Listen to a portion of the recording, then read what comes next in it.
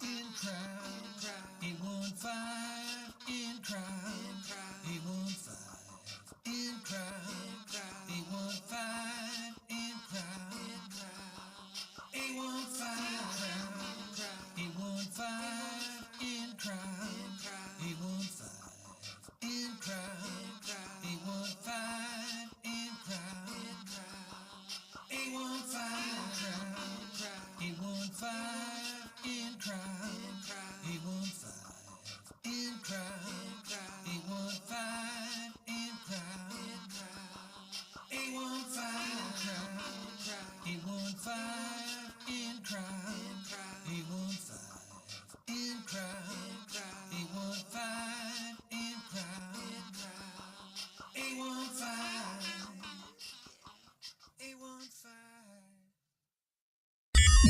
5, 4, 3, 2, 1.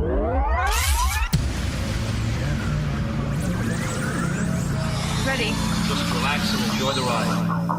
In crowd, 815 in crowd, 815 in crowd, 815 in crowd, 815 815.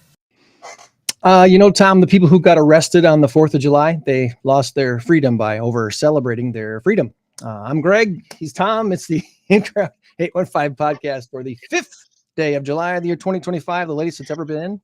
In the history of mankind. And you know those people, their weekend was totally blown up. I'm telling you, man. That's just not good. There are places you can do that stuff legally, and there are places you can't. So be very careful. Be very careful. Dude, it was amazing last night. I mean, I mean amazing in a bad way. I got home at, I don't know, 10:30, 10:40, whatever. And for the next hour and a half, maybe 2 hours, nothing but fireworks in the sky and all of that. When I left, okay, we had separate cars because my wife and my son, my daughter-in-law, the boys, they left early. And then when I got home and they were leaving at about 4 o'clock, they wanted to go down and get a good spot for the parade. I then went down at about 5 o'clock. Okay, fine. I got a decent spot. When I was leaving, I took Park Avenue to Court Street, and then I went down Court Street. Well, long story short, I meandered over to Huffman, I think, or something like that. I was at the stoplight or stop sign, and there were people firing off fireworks, and I had shrapnel coming into my window. It hit me. It wasn't lit. It wasn't hot. It wasn't whatever. Yeah. But it hit me and went, I'm like, what was that? So I rolled up my window real quick. I thought I got shot. That was the weirdest thing because I heard a kaboom, and then all of a sudden, here's this stuff coming into my car. So what a crazy, wild night. Okay, so I like fireworks, and I like the idea of it, but please, people, be responsible. If you're going to light off a bunch of fireworks, please clean up your mess. You know how much that disgusts me when I saw such a mess. There were on street corners, there were these big boxes where you just light off Roman candles or whatever. I don't know why that bothers me so much. It should bother everybody. What's that? A lot of them just get left behind, like they're not. They do. Yeah, they're trash. They do. Pick up your and trash. Then someone has to come by and clean it up. I'd like to go to your house and make a mess of your kitchen and then let you clean it up. There we go. I'd call the cops on me. Public, watch what you're doing there. So then my weekend will be blown up.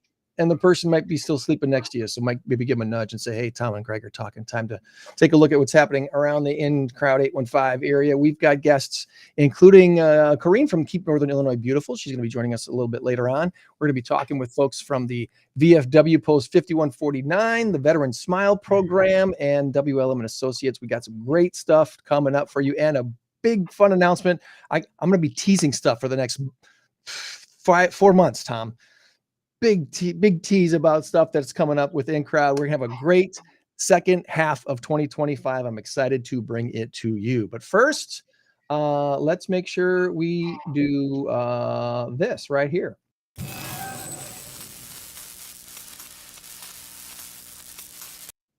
Our big number of the week this week is 269 million. And the answer is bomber or basketball. Bomber or basketball. 269 million. What do you think the big number of the week has to do with? Is it bomber or is it basketball? I think both of these stories came out within the last week and a half or so. So if you're trying to use your Google machine or AI search or whatever it is, you're trying to figure this one out, you might be able to find it. I'd be kind of curious where you found it. We'll give you the answer before the show is up today. And this could be it. Tom's got 1 point to get. He's at 9. I'm at 8. 269 million, huh? 269 million. And our current race to 10. Tom is right there on the edge of. This one stretched out really well. 9-8. That's a great score. I love this. It really is. Love that. I do have some shout outs I'll probably save for later. So right now, let's go ahead and get to our first guests. And Already sent mine, by the way. Okay. I feel my phone's buzzing here next to me. I don't have an overlay to throw up on the screen. So let's see if this can be thrown up on the screen right here. Yeah, I think I can throw this on the screen as our little flow through here. The Veterans Smile Program. What is it? What do they do? We're going to learn all about that as we talk with Nancy Clark, Pauline Zukowski, Maureen Robertson, and Patricia Devore. we don't there we go. We don't normally have 4 guests on at the same exact time here, so this is a new one for us. We're gonna throw this back off the screen for now, and we'll come back to that later. But ladies, thanks so much for joining us today. Thanks for having us. Thanks for having us. Really appreciate you carving out time on your Saturday morning following the 4th of July celebrations. Who was up a little bit on the late side last night? Anyone else? No, not really. I'm the only one? No, I was. Oh, okay. I mean, we got home before midnight, which is pretty good for driving up to Wisconsin to see fireworks at a friend's house. So I'm pretty happy about that. But it was a bit of a late evening. So we're going to work our way across the screen. Nancy, so that means we're going to start with you, Miss Nancy Clark. Tell us about yourself. Where did you grow up and go to school, and what do you do now? I grew up here in Rockford. Graduated from Auburn High and decided to go in the Army on a challenge. Okay, so you went from Auburn Knights to the Army. Yeah, I took it seriously for about 20 and a half years. Captured my husband in Europe, and he was from Maine, so I didn't come back to Rockford until 2015 when I left in 1970. Okay. And when I came back here, I started doing veteran volunteering, and presently I'm in about 18 veteran organizations, of which I'm the commander of about 6, board members of quite a few, and there's only one that I just go and have adult beverages at, and that's an American Legion. So what basically Nancy's saying is we can't list all the organizations this morning. That would be the whole show. So thank you for your service, Nancy. Much appreciated. Glad you could join us here today. Pauline, you're the next one across the screen. So tell us about where'd you go to school and grow up, and what do you do today? I'm from Detroit, Michigan. I moved, I went to many different schools. Every year I went to a new school. When I was, the day after I turned 17, I joined the Marine Corps, and I moved here to Rockford. I spent 12 years in the Marine Corps. I moved here to Rockford in 1996 while I was still in the Marine Corps. And I joined the Marine Corps League here in Rockford and many other veterans organizations like Nancy, but I thought I did a lot, but she does so many.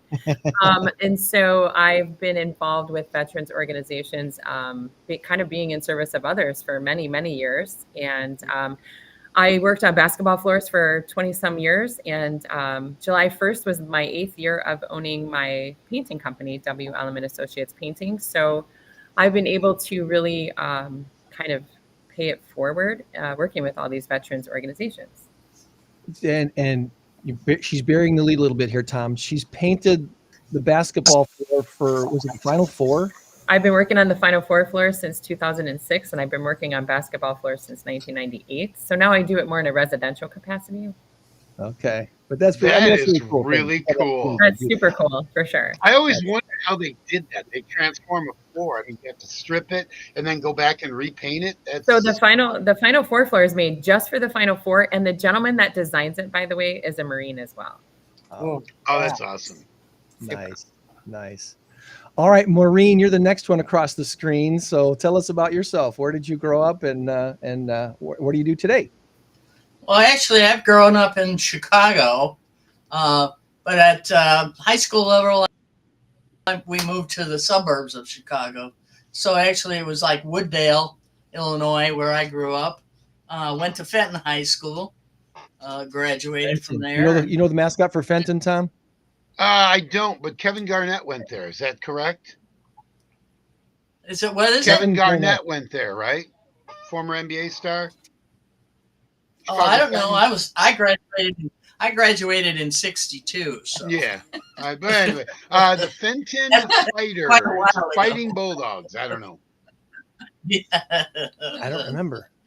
Yeah, I didn't join. I do a lot of volunteering for veterans, but I really didn't get started until I was like 65. I joined the VFW actually when I was quite old, and but I've enjoyed doing it. It gives me something to do, and I'm all for it. I'm all for this program. I know by experience, by the way, so I know how important your teeth are. Absolutely. What was your mascot then at Fenton? I thought that was Bison. Bison. By the way, I think Kevin Garnett went to Farragut High School. That's right. Yeah, I believe that was it. My bad. The other, but the Bisons. Bison. All right, Patricia, you're up next. Where'd you grow up and go to school, and what led you to Veteran Smile? Okay, well, I was born in Aurora, Illinois, and raised in Naperville, Illinois. So I've been between the two cities all my life. I started volunteering. I joined the Montgomery VFW Auxiliary back in 2014, and became the president. I'm the past president of that auxiliary, as well as past president of an American Legion Auxiliary, and also past second vice for AMVETS Auxiliary, Ladies Auxiliary. So I've been pretty active in different various veteran service organizations over the years. And then in 2014, when I first joined the auxiliary, my Vietnam vet brother I learned that the VA didn't cover dental care for veterans at that point. I funded my brother's smile back for him personally, and then I created the program. Our first program was called Smiles for Veterans, and we started helping vets. We'd fund their critical dental care back then, and the auxiliary. Montgomery VFW Auxiliary passed that in February of 2015. So that's when we started Smiles for Veterans. And then, unfortunately, they voted that out in January 4th of 2019. But that's okay. We came back 3 months later with the help of Nancy Clark and created our Veteran Smile program. So that's what we've been doing ever since. And I got the link there to your website up in the chat, so people can link to it real quick and just take a quick look at what you're doing here. Veterans Smile. In fact, you know what? I can go put this on the screen for everybody to take a look at as well. So you saw the need for veterans to get basic dental care, basically, right? It was what was lacking. You found that was lacking in veteran services. Yes, dental care is such an unmet need for so many veterans across this country. Most civilians do not realize that the VA does not provide dental care to the majority of veterans in this country. And so that was an unmet need. And that's why I created the program after learning that and that my own Vietnam vet brother had pulled his own teeth out with pliers. So, because he could not afford to go to the dentist and the VA would not help him. And I knew and realized at that point that he could not be the only veteran out here suffering and doing that. And sure enough, 10 plus years later, trust me, I've heard a lot of horror stories very similar. And so our program funds the critical dental care. What we consider critical dental care, the majority of our veterans that come through our program are getting anywhere from 10 to 29 teeth extracted and full sets of dentures or partials. So that's what we consider critical dental care. There are other programs that provide routine dental care or things like that. So that when we get those inquiries, we refer those vets to those other programs if there is one in their area to get those services. Awesome. I have you talked already with the guy here that's running the Veterans Assistance Commission now in Winnebago County with Jesus Pereira? I'm familiar with a number of them, especially Nancy Clark, Commander Clark. She's on our board as well. And I've a few of the people that work for the Winnebago County VAC I'm familiar with, but the current superintendent I am not. Okay. I know that was when he was on our program about a month ago talking about how Winnebago County, I think he said, has the first or second most veterans in the state here in our county, and yet only something like 8 to 11% of the funds available to them is being used here. So he's really, working hard to try to make sure all the veterans in our county are taking advantage of what's being offered to them and what they've earned to use as for being veterans. And not that the SMILE program, I don't know how the SMILE program would integrate with that, but it's one more thing that we want to make sure our veterans know is available to them. And there's no reason why they shouldn't take advantage of this if it's available to them. So, kudos to you for keeping this going, even through some tough times. If people want to take advantage of this program or plug into it, is it simply going to the website and signing up for something? What is the process? They can go to our website and learn what we fund and what we don't as far as dental services. And they can contact us via the website as well. And there's also, we respond to all those emails in a 24-hour period. And then if they are, looking for those type of services, the critical dental care, then they, we pre-screen them over the phone for the program. So as they could do access us on our website, and anybody can donate on our website as well. Good deal. And is it limited to certain dentists, or can they use any dentist that they choose? No, how it works, once a veteran has been pre-screened, if it's determined that they are eligible for our program, then we have certain documents we mail out to the vet or email them to the veteran. The veteran has to complete those. We do require a copy of their DD-214. They must be honorably discharged as one of our criteria for our program eligibility. So they do supply us with a copy of their DD-214, and they also, all veterans must be evaluated by an eligibility officer at their local VA to see if they fall into one of the 9 categories of when a veteran is eligible under the current laws of this country to get dental care through the VA. This is the VA's document. It's the IB-10-442 form. And that lists the 9 categories of when a veteran is currently eligible to get some sort of dental care through the VA dental department. If an eligibility officer determines that the veteran does not fall into one of those 9 categories, they have to give the veteran themselves what's called the VA's term, a credible coverage letter, stating that they're not eligible to get dental care through the VA dental department. And then the vets give us a copy of that letter as well. We want to, there's only a handful of veterans across this country that fall into these 9 categories. But we want to hold the VA accountable to perform those services, dental services, for those veterans that do fall into that category. Right. I was going to say, how do you run into a lot of situations where the person seeking the care just doesn't qualify for some reason or another? Yes. Yes. But in those instances, like what we do is try and find a different program or different organization that they may be able to get the dental care that they need through. So we don't just tell them no without trying to help them in some sort of way. Okay, good deal.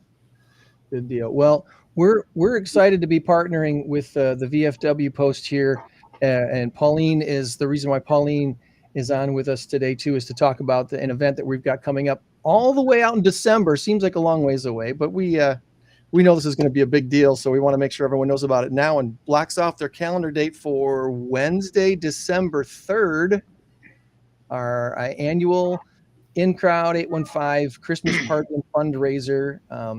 This year is going to be at the VFW post. And Pauline, you want to fill us in with some of the details on that?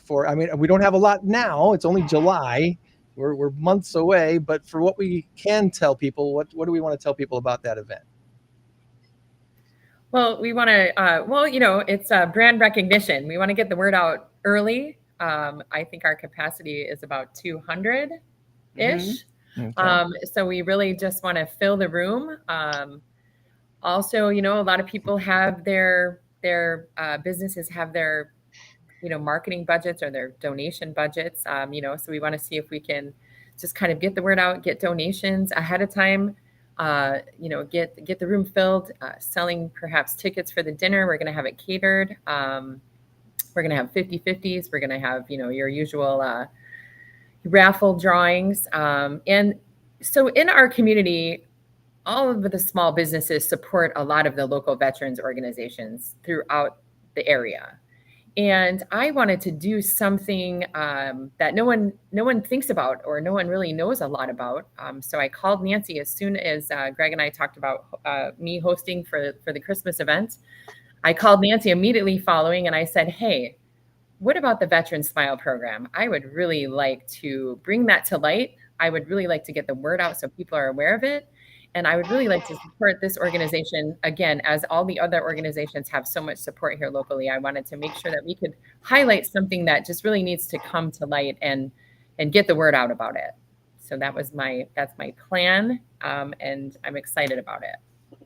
So the plan now is to be at the Ross Pearson Post, Post 5149, VFW Post and Auxiliary down on 7th Street. It's 922 7th Street in Rockford. And the date will be December 3rd. Let's see if I can type this in here. 2025. So mark your calendars now and plan on joining us then. We'll get more details as we get closer. But in the past, we've done all kinds of different things to fundraise for a local not-for-profit at our annual Christmas party. And we've had a lot of different not-for-profits benefit from this event. This year, the Smile program is the recipient of this. And I really thank you, Nancy, for agreeing to host this event this year so far out, and know that we're planning to do something fun at your location. What can you tell us about your VFW location, Nancy? What would you like to talk about? Oh, my goodness. We have a membership of about maybe 175 with our post and our auxiliary. And our VFW is very active in our community. We collect a lot of medical equipment from veterans who have passed away or are going in a nursing home or whatever. We issue those out. We just try to do a lot for our community. I got involved with the Veteran Smile program when it was back in 2016. And when when it came into the National Women Veteran United Rockford She-Vets, I worked very close with Patty and Maureen and her group. And this program is such a success. I had, right from the beginning, 4 of my Vietnam veterans as part of this program. And I'd like to just quickly tell you about one. He was diagnosed with PTSD to the nth degree. And he was sitting at his kitchen table with a weapon and feeling he had no future. And when I had seen him, I reached out to him about this dental program, and he got involved. And oh my God, he got his smile back. He got himself a job. He got himself a girlfriend. Life was good for him. And we kept that man alive. The gateway to health is through your mouth. And boy, is he a testament. So I'm very passionate about this program, and I try at every turn that I can to help gain funding, because it is a 501c3. Funds are very, very important. And this is one of the reasons I'm getting involved, because I am a board member now. Nice. That's exactly what we needed to hear this morning. That's exactly what we were looking for, is a success story like that, to let people know that donating to a cause such as this is actually going to show some tangible results. I mean, we all want to see someone's life made better because of something that we donated, time, whether it's time or money or other resources to make a program work. And to hear this story is exactly what we needed to hear, Nancy. Way to go. I love that. So everyone that's listening to our podcast today that wants to be involved in this, again, save the date, December 3rd. That's a Wednesday evening. We'll be at the VFW post 5149 that evening, and we'll get more details as we get closer. But we definitely want you to plug in and be a part of that, whether that's showing up and bidding on stuff that's available, for whether we're doing auctions. We know all this stuff is still in limbo. We haven't really nailed down exactly what we're going to do for the evening yet as far as the fundraiser goes, but just know we're going to have a fun time. You're going to get a chance to meet some of Rockford's nicest, friendliest professionals and some great folks on the evening of December 3rd. So is there anything else about the SMILE program, Maureen and Patty, that you want to talk about here before we move on to other stuff? Is there anything that we did not cover that you want to make sure we talk about? Yes, I would just like to say, we can always find the veterans that can benefit from this program, but finding the funding to help them is our daily challenge. And this program, helps the very veterans themselves, and has been proven, as you just heard from Commander Clark, to save veterans' lives. This program, we give them back so much more than just a smile. We give them back and improve their quality of life, physical and mental health after service.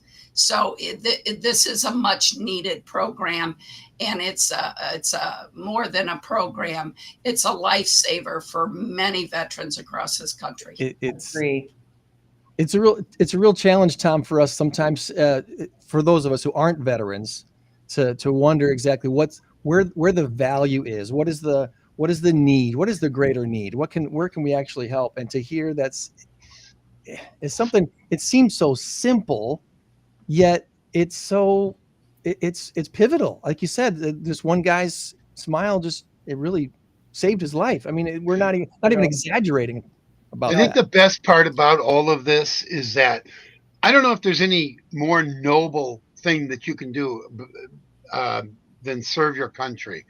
I mean, just serving. Think about that, serving your country. And I can't stand all this anti-military animosity. It's just ridiculous and wrong. Serving your country. Think about those words. And this is a way to pay it back. And some of these men and women, they went through a lot of hardships coming back from Vietnam, just the hardships they went through, and they come back with PTSD, and people take it for granted. They're like, oh yeah, whatever, suck it up, buddy. No, it doesn't work that way. You don't just suck it up. You get the proper help, and this is one way to get them the proper help, because a smile, I don't remember who said it, but you are exactly right. That is the gateway to success. That's what people see. They see the smile on your face. They feel the smile in your actions, in your words. They can feel the confidence you exude when you have a good, healthy smile. So this is such a wonderful program, and I encourage everybody, do your part, whatever you can. I don't care if you can give $5, $10, $100, whatever. Please do it, or volunteer, or do something to say thank you to each and every one of our vets. Absolutely. Might I add something? Don't just wait until 3 December to get involved. Donations can be sent in daily. If you want to donate, you can drop by the VFW here and drop off an envelope and say it's for the Veteran Smile Program. I will be seeing Patty shortly. Please donate when you can. Let's not wait till just 3 December. Absolutely. Yeah. Absolutely. We've got the link With that, in the chat. I just wanted to add the average cost of care per veteran just for the month of June that we just finished was over $3,400 per vet. So that gives you some idea. It's a very expensive program to operate with the funding of the dental care, but it's much needed. This is saving veterans' lives. Yeah. Very good. Very good. Well, we've got the links again in the chat, so very easy to just one click, be right onto the page that you need to be on, and check out all the information about the Vet Smile program. And we'll be talking with Pauline for sure as we get closer to the event. And if you ladies want to join in, we'll definitely invite you to be a part of that as well as we get closer to the December 3rd event. But don't wait till then. Go ahead and donate today if you're feeling led to do so. We would love to have you make this program even more successful than it's been already. So thank you for heading this up, ladies. Thank you so much for being a part of that. We're going to bring on is she still there? We're going to bring on our next guest and try a little bit of Tom's trivia. Stand by. Here we go.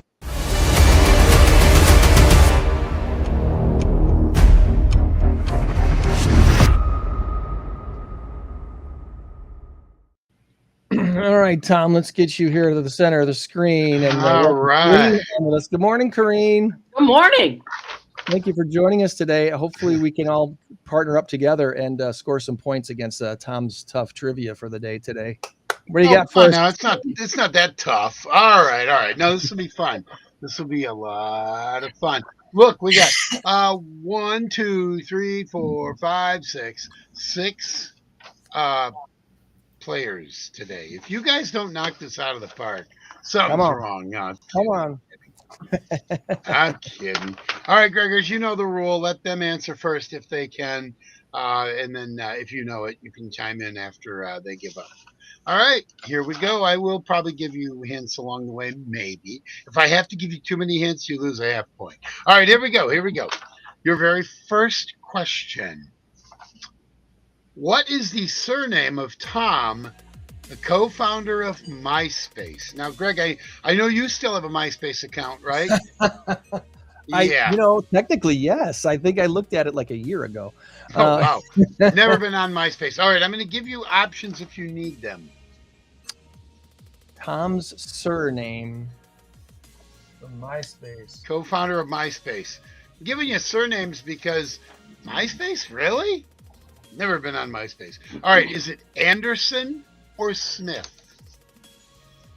So once again, what is the surname of Tom, the co-founder? I seriously don't remember. I don't remember at all. I'm going to go with Anderson.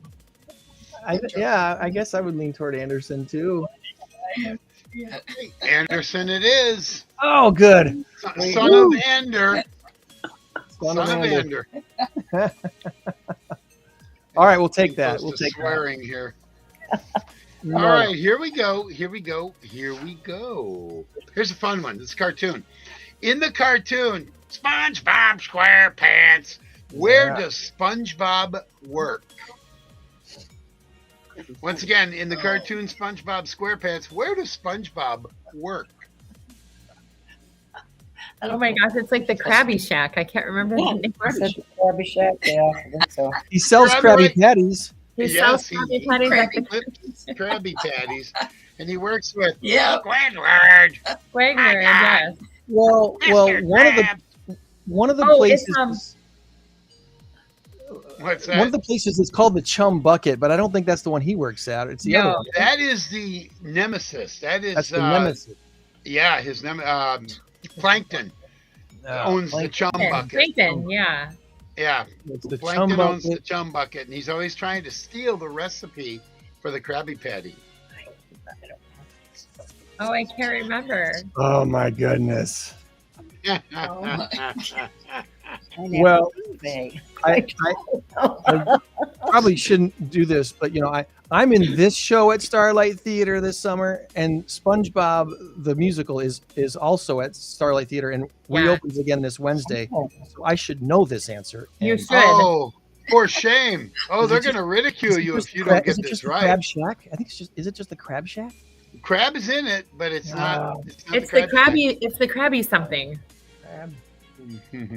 Oh, Let me no, know when I know. you. I remember now. What is it? I remember now. It's the Krusty Krab. The Krusty Yes! Krab. Yes. Yes, Oh. Krusty Krab.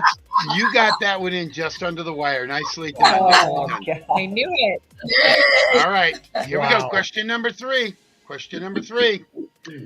What is the Canadian dollar coin called? The It's a Canadian. loony. Yes, it is. Yeah. It's a loony. It's a loony. Isn't there a loony and a toonie? Well, the loony's got a loon on it, so that's the loony, and then the toonie is a $2 coin. The $2 coin. Okay. Ah, the toonie. Okay. And it's also on Cartoon Network, Looney Tunes. All right. We're not getting this. Any of those. All right. Show of hands. Who like baseball? Come on, baseball. Corinne, you're out. You don't like baseball. So. Yeah. Okay, here we go. The Major League Baseball All-Star Game will be played on Tuesday, July 15th in this U.S. city. In which Major League Baseball city will it take place? So where's the All-Star Game held this year? I can tell you college all-star. Ohio? I have not been paying attention to the All-Star thing. I almost feel bad for this I'm because gonna give us all a little bit of a grace here, because the Major League Baseball is the worst of the major sports at promoting themselves. They are terrible marketers of their own product. So I kind of agree with that. yes. All right, I'll tell you what. Is it the Cleveland Guardians? It is not. It is not. I'll tell you what I'm going to do. Or is it in the We're gonna- Midwest? We're going to mulligan this one. Because I have one guess. Okay. We're going to mulligan this one. And I'm going to give you this question as a replacement. Okay. Name at least one Chicago Cub who will be in the starting lineup of the All-Star Game. One Chicago Cub. Just one. Swanson. His initials are PCA. Is it Swanson? Gregors, who is it? His initials are PCA. Everyone calls him PCA. Pete Crow Armstrong. Yes, Pete Crow Crow Armstrong. yes. Kyle Tucker is the other one. Kyle They're center Tucker's field and the right field. Oh, First okay. time two outfilders from the same team since 1930s, I believe, were in the All-Star Game. All right, so you That's get baseball you get a win for that one. All right. Oh, good. Okay, All is right. the All-Star Game in the Midwest? No, it's in Atlanta. Sorry, Oh, it's in Atlanta, Georgia. Georgia. Okay. Yeah. I wouldn't have guessed that at all. I had no clue. Not a clue. All right. Here we go. Kansas Question City. number 5. In the 1973 song "Tie a Yellow Ribbon Around the Old Oak Tree" by Tony Orlando and Dawn, how many ribbons were tied around the tree when he drove by on the bus? He says 100. 100. 100 yellow Yellow ribbons. I even Yeah. Waited for. I was going to give you options: 100 or 1,000. All right. All right. Here we go. Question number 6. What is the state capital of New Jersey? Trenton. Trenton. Trenton is correct. Trenton. Trenton is correct. Right. Nicely done. You got one left. One left. And technically, you're 6-0 here. Technically, it's a perfect score, except I did have to give you the mulligan, so I don't know. We might just put a little asterisk by it. I don't know. All right, here we go. Here we go. Speaking of dentistry, now I realize these two are not related, especially in this program, but it got me thinking about something. This is, by the way, Rockford trivia. When did Crusader Clinic open its doors in Rockford for the first time? Was it 1962 or 1972? I'm going to go with 72, even though I'm Yeah. not from here. I would say. I think I'm the only one from Rockford, by the way. I think Oh, you you're No, not. Nancy's from Rockford. Oh, Nancy. Maybe Okay. Okay. That's right. You were the first to go, and I couldn't, and anyway. You went to Auburn. That's right. That's right. My girls went to Auburn, both of them. All right. Yeah. I'm And gonna I'm go a with Jayhawk. 72. I can't recall hearing any kind of advertising about Crusader Clinics. No, opening. I think Pauline got it, right? 1972? 72? Is that good? It's a good year, by the way. Yeah. That's like the Was that- best year. Was that the year you were born? Maybe. Now we know how old you are. Yay. All right. That was the best year. My wife was born in I don't know. 72 was great for music, and 72 is the answer. So congratulations. Nicely done, folks. We'll Nicely take done. it. We'll That's take it. technically a 7-0 right there. That's a perfect score. We're only Way to going to put go. a small little asterisk because I had to help you. We're all good. We had to mulligan one question, which Had to mulligan one, yeah. So No. maybe we'll go 6.5. Maybe we'll give a half a Fair. point for the mulligan. That's fair. So it's only fair. And now that means, yeah, I don't know. Anyway, well, that's it. Thank you for I want to playing. thank you again for joining us today and telling us all about the Veterans Smile program. Again, the Veterans Smile Victories is one of the pages on the vetsmile.org website. Below and after pictures of some of these guys and gals that lives have been changed because of this thing. So please donate. Please consider making a donation and helping our veterans really transform their lives and in some cases even save their lives. Absolutely. It's a wonderful, wonderful cause. So we really appreciate what you're doing. And we look forward already to our December 3rd event at the VFW post there. So Maureen, Patty, Nancy, Thumbs Pauline, up. thank you so much for what you're doing. And we appreciate you very much. Thank you Thank for you. having us. Thank Have a you. great rest of the weekend. Happy Independence Day weekend, everybody. You guys too. MG. Thanks.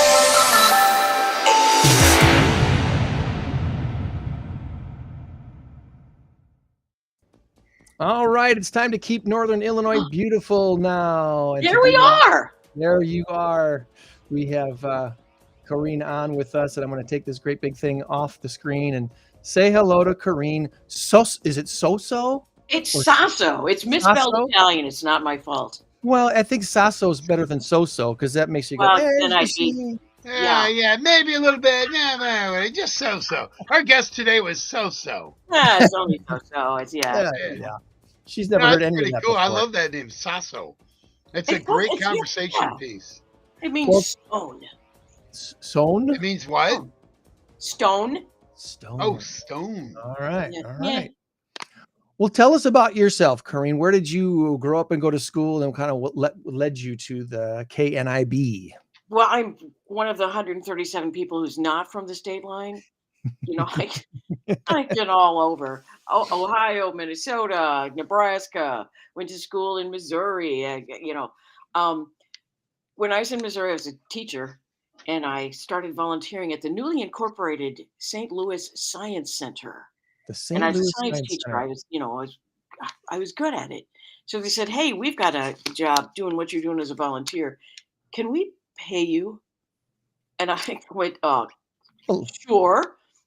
Don't twist my arm too much there. Got me Yeah. into the Science Museum business. And I did that for about 35 years. Wow. Threw my resume on a table, at a conference, and the executive director of Discovery Center here in Rockford picked it up and said, "Are you looking for a job?" And I said, "Yeah, maybe." So I came to Rockford, that I'd never heard of, as the education director at Discovery Center Museum. That is the number 4 children's museum in the country. So yeah, a wonderful, wonderful time. And I thought I was going to retire. Yeah, never mind. Never mind. So KNIB, kind of a part-time thing. It's like, yeah, I'm still teaching. I'm still doing it. Environmental stuff. It makes sense to me. So yeah, I've been working with KNIB for about 3 years now.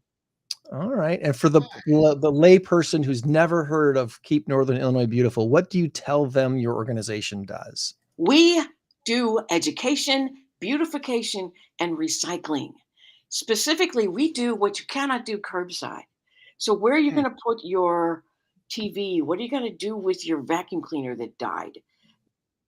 You know, that kind of stuff we will take. We will take your scrap metal, kind of stuff that you can't put curbside. So yeah, we improve our environment through education, public awareness, and community involvement. So it's not just the recycling part, though.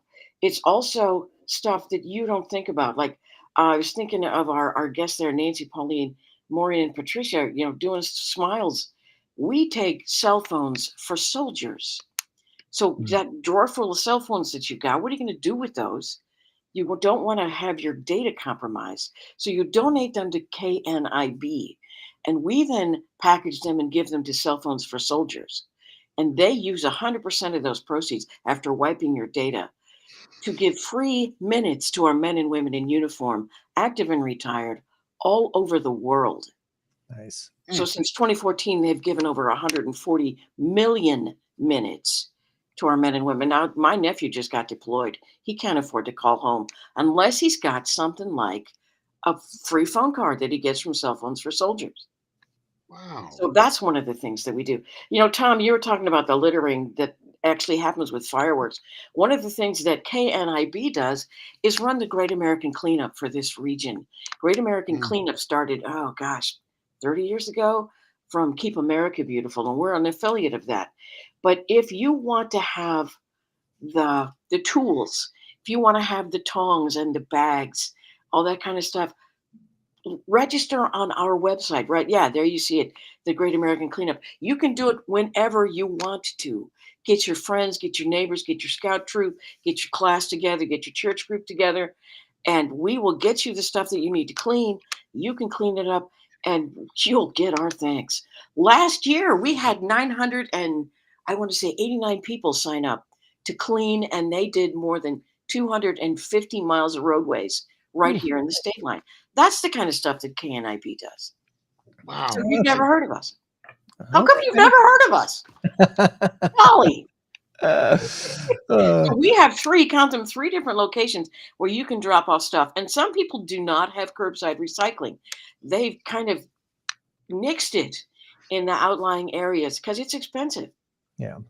So what do you do with your recycling? I had somebody come up from Sterling. I was working the recycle line, and I was the greeter, and somebody came up from Sterling with a truck full of recycling from his neighbors because Sterling doesn't recycle anymore. So you can bring the usual suspects to us as well. We'll take your plastic, we'll take your cans, we'll take your glass, we'll do all that stuff. So we'll recycle that too. And like people that live in multifamily housing where your landlord doesn't want to pay for recycling, what are you going to do with that stuff? Bring it to us. We will accept it for you. And you've got 3 locations, so you're all around the city. Absolutely. That's a much better answer than what I had. Mine was to take it down to your neighbors and drop it off in his garbage. I'm kidding. Yeah. Well, I've known people that do that. Yeah. Yeah. People in apartments. Absolutely. Yeah. By the way, Greg and I have both heard of KNIB. We've long time. We've been in radio for a number of years. We've had you guys on the radio program. Not you, because I've been out of radio. Well, we've both been out of radio since COVID hit. They furloughed us. But back in the day, back in the 90s, the 2000s, early 2000s, into the 2010s, we used to have a regular segment with Lori. Lori Hemo. Yeah. Oh yeah, she was in almost once a month, I want to say. Oh yeah, yeah. Oh, all the time, and she's just a wonderful gal. So yeah, and we're doing that now with I don't know if I'm allowed to say who they are, with one of the radio stations, and we do that with one of the TV stations as well. Good. You can say it. It's not gonna. Yeah, you could say it. Give them some free ads. Yeah. Oh, okay. Midwest Family Broadcasting. Yeah, We do yeah, their stuff. Yeah, and then WIFR. yep. So we're on They're about all once good a month. people. Yeah. Oh, They're they're all good excellent. people. Yep, We have absolutely. such good people here in Rockford that care so much about the state line. I've never been in a place like this. This is amazing to me. We Well, got I'm a great little people. concerned. I mean, we're keeping Northern Illinois beautiful, but what about the rest of the state? Come on now. We don't care about Southern Illinois or We, Central Illinois, we just got to care Northern. for what we can So care for, Tom. We got to care for what I we know. consider. where I we live, know. right here That's where we right. live, and we And do you know make the a difference. well, the Every funny little bit thing makes a about difference. that is there should be a keep Central Illinois beautiful. There should be a keep Southern Illinois beautiful. There There, should be. there are I'm sure different there are. affiliates. There are Yeah. different affiliates all through the state, and we KNIB also is the I don't know it like the umbrella organization on Keep Illinois Beautiful to kind of coordinate all those different Mhm. things. So yeah, it exists. Sure. Yeah. I was only kidding. But going back to what I was saying, I'm coming home last night and I saw this Yeah. boxes of what Roman candles or whatever, all lined up around the street corner, so they can light them up right there in the middle of the intersection or whatever, and they're just sitting there. They're done. Yeah. They're sitting there. So someone has Yeah. to go by and pick it up, and I think it's so rude and ridiculous. And I'd Yeah. love to see a cop go and arrest somebody. That's all. Well, it's as we record this on Saturday morning, July the 5th, right now, it's 10 minutes till 9 a.m. So we'll give everybody till 10 o'clock to pick up all their Clean shrapnel. up your trash. Yeah. If the That's shrapnel's not right. picked up by 10, we cannot be held responsible for what's going to happen to you, you littering person. You. Oh, I love it. That's Well, one right. of the things that we do too, and you're just talking, yeah, it's 4th of July weekend. We do education for stuff that really is not our bailiwick, but I do 75% of my time is spent educating about how do you recycle curbside. Yeah. And this is a holiday weekend. How many people are out there getting pizza this weekend? And then Mhm. what do you do with your pizza box? Yeah. It's Yeah. cardboard. Does that go in the recycle bin? No. That's a really tough one because it's got cheese stuck to it and stuff Well, like even that. if it doesn't have cheese stuck to it, even if No. it's completely clean, do not put your pizza box in the recycle bin. Really? Grease is Why that not? bad. Now, when Grease. they take it, they're going to take it and they're going to separate all of that cardboard from the cans and the glass and all that kind of stuff, and they're going to bale it. So then it's in its giant bale, and those bales weigh 800, 900 pounds. If they see a pizza box in there baled up, they're going to reject the entire bale. Oh my. So, and because they don't know that it's from your house where the pizza box is clean, they don't Yeah. know where it's from. They know that pizza boxes have grease. Grease is bad for paper recycling. So they're going to say no. And all of that paper, all of that cardboard then gets thrown away. So we need to be more responsible. Do you know the contamination rate for curbside right here in Rockford is 30%? That means 1 out of 3, just about, of what we put in that bin is the wrong stuff. Oh my. wow. Most of it's plastic bags. Plastic bags do not go curbside. They're going to tangle up. And the reason is people don't understand is that bin that's all full of stuff has to be separated now. Right. And they do it with machines. And bags are going to clog up the machines. There's like 3 people working in these acres and acres and acres of machines. So it's all automated. They call it a MRF. You know what a Smurf is, right? That should be your trivia question, Don. So it rhymes with Smurf, but it's not a Smurf. It's a MRF, MRF, Okay. Materials Recovery Facility. There are 3 of them in the region around us. So they take it, they dump it out on the floor at the landfill, then they scoop it up and put it in a truck with better miles per gallon, and they send it out to the MRF. So all that stuff going to the MRF then has to be loaded onto conveyor belts and sent through machines, and they'll separate it and package it in bales, and they'll bale the cardboard together, they'll bale the plastic together, and all. Okay, are you with me so far? Smiling on me. Uh-huh. Okay. So All the that other stuff. thing that I see curbside, even in my neighborhood, it makes me insane. People don't flatten their cardboard. Right. Why do I need to flatten my cardboard? It fits in the bin. They gave me this bin that I can fit in now. So yeah, that's at the MRF. They cannot process the cardboard accurately or correctly if it's not flat. And if I give them a box that's shaped like a box and there's something else in there, when they separate the cardboard at the MRF, they're doing something like the wave. Can we do the wave here? It looks like I'm off. So if I'm doing the wave, yes. There you go. So do it again. So I'm going to start, and then you. Okay, there. Oh, perfect. Okay. Our So first they're wave. doing that with the cardboard, with a machine that's just going to take that cardboard and transfer it over. Okay, but if it's a box, it's still going to be caught up in that wave. But that box might have aluminum in it. It might have cans in it. Okay, or something like that. Plastic so all that packaging. stuff is going to go where cardboard goes. Yeah. And they're not going to turn the machines off and take that 3 cans out of there. They don't have time for that. So if I want to make sure that cans go with cans and cardboard goes with cardboard, I am the one that needs to be responsible and flatten the darn cardboard. Yeah. Are you with me so far? Rip Smile the tape off, fold it up. That's not that hard. Yeah, it's not that hard. It's not that hard. And there's a reason for it. And people just like, well, that's too much work. If you want to do it responsibly, do it responsibly. If you're not going to do it responsibly, don't do it. It's because you're wrecking it for everybody else. Yeah. Does that make sense to you? That's wild. That's wild. I'm sorry, I'm preaching. I should stop preaching. Well, I've often looked at my wife and said, should I be throwing this in recycle? Because we have a fire pit at our house. So we'll burn a lot of the stuff like the pizza boxes. We'll just burn that ourselves in our yes.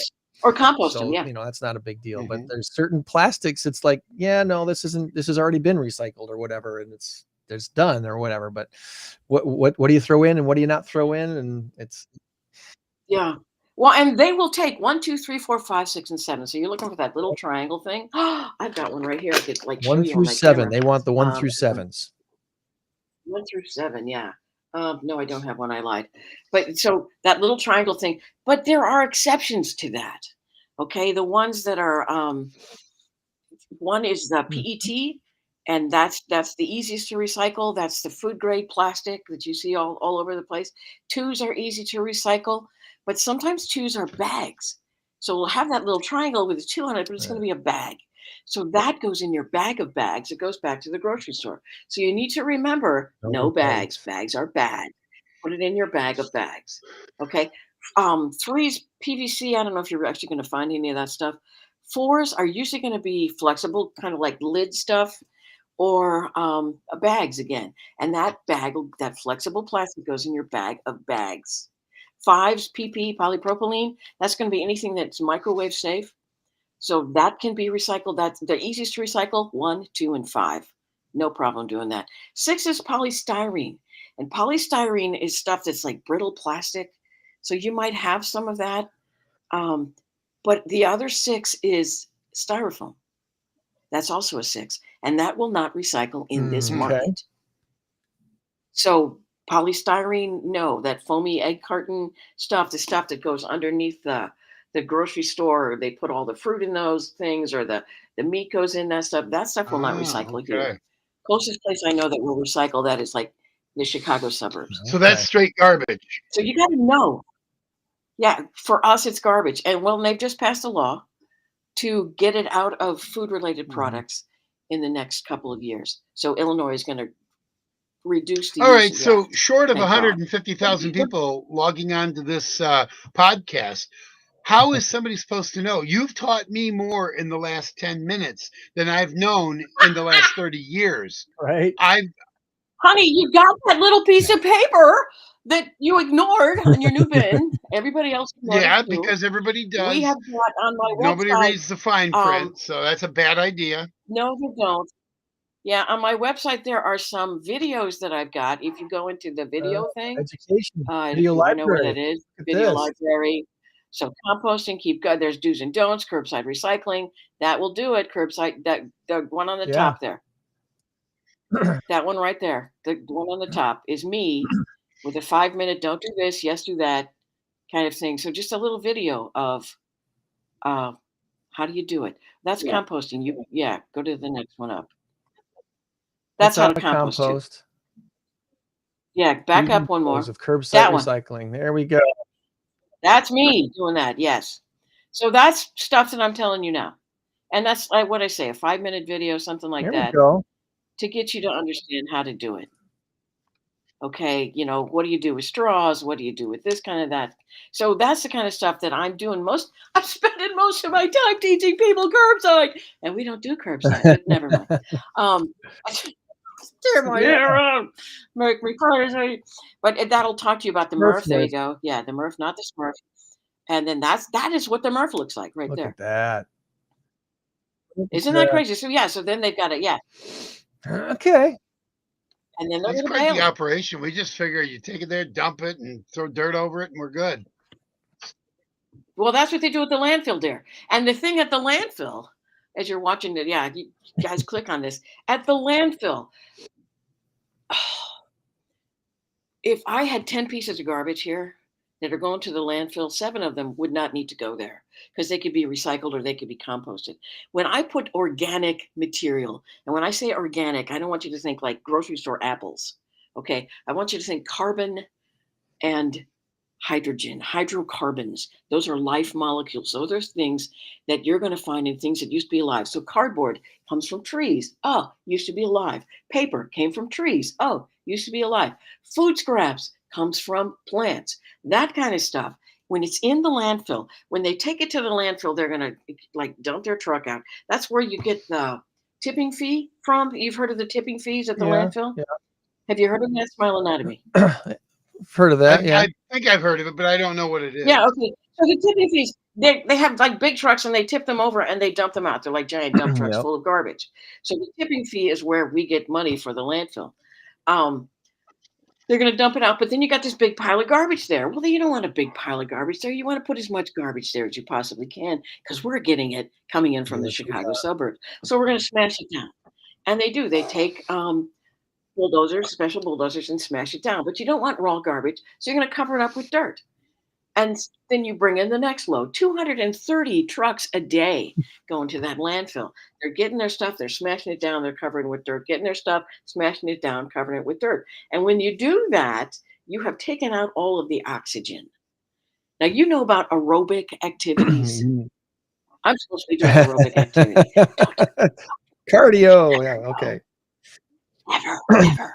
Okay, I want to get that oxygen going in me. So what they're doing in the landfill, they're taking the oxygen away. And when they take the oxygen away, all that stuff that will naturally decompose, naturally just disintegrate and stuff, if I left it out in the air, it's still going to decompose, but without oxygen, it turns into methane gas. Methane is a greenhouse gas. That is, I'm going to make up the number. I want to say 28.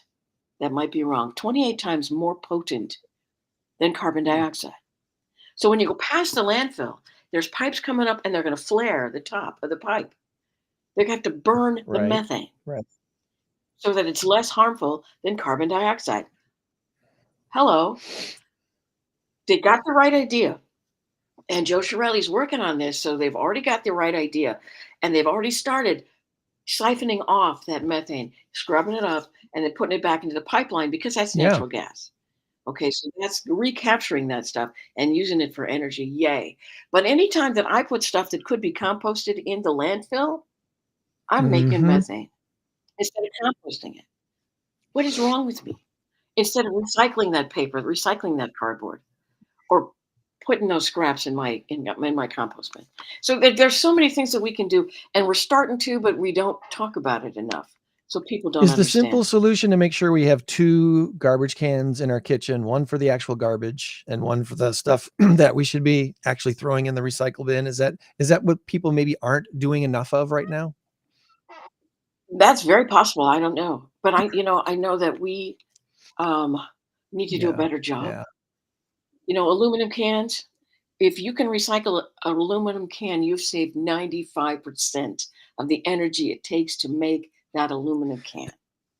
And a lot of that's water, 95%. right? A lot of it's water. Oh, there's pollution. There's water pollution, air pollution, all that. You've got to refine the bauxite. First, you got to mine the bauxite, refine and smelt the bauxite, turn it into aluminum, melt it down, turn it into a can. But if I take my aluminum can and recycle it on today, July 5th, okay, put my Diet Coke there. Put my Diet Coke there. July 5th, August 5th, September 5th. 60 days. That can is been melted down, reformed, and back on the shelf, this time as a Dr. Pepper instead of a Diet Coke. So in 2 months, that's all it takes. And yet we throw away enough aluminum to rebuild the entire commercial airline fleet every 3 amazing. months. Wait a minute. Are you telling me That's planes are made out of ridiculous. aluminum? Come on now. They've got, No wonder they yeah. crash. If it's Oh, it's lightweight, strong, you if know, it's yeah. You gotta Boeing, do some- I'm not so going. we need to do a better Uh, job. We need to do a better Yeah. job, and we're I not. have okay, so I and- have 3 bins. I have a recycle bin, a trash Good. bin, and a Yes. can bin. I have 3 bins. But I will be Oh, the first fabulous. to tell you before you go, shaking my hand and patting me on the back. I will be the first to tell you I'm doing it all wrong. I throw Yeah. pizza boxes in my recycle because I didn't know. Not anymore, though. You're done. Not You're done anymore. doing that now. I always, what That's I right. do is I tear them up into like a pizza top, a square. I will rip Yeah. it in 4s Yeah. and throw it in my recycle bin. I will now start to throw them away in the garbage. All right.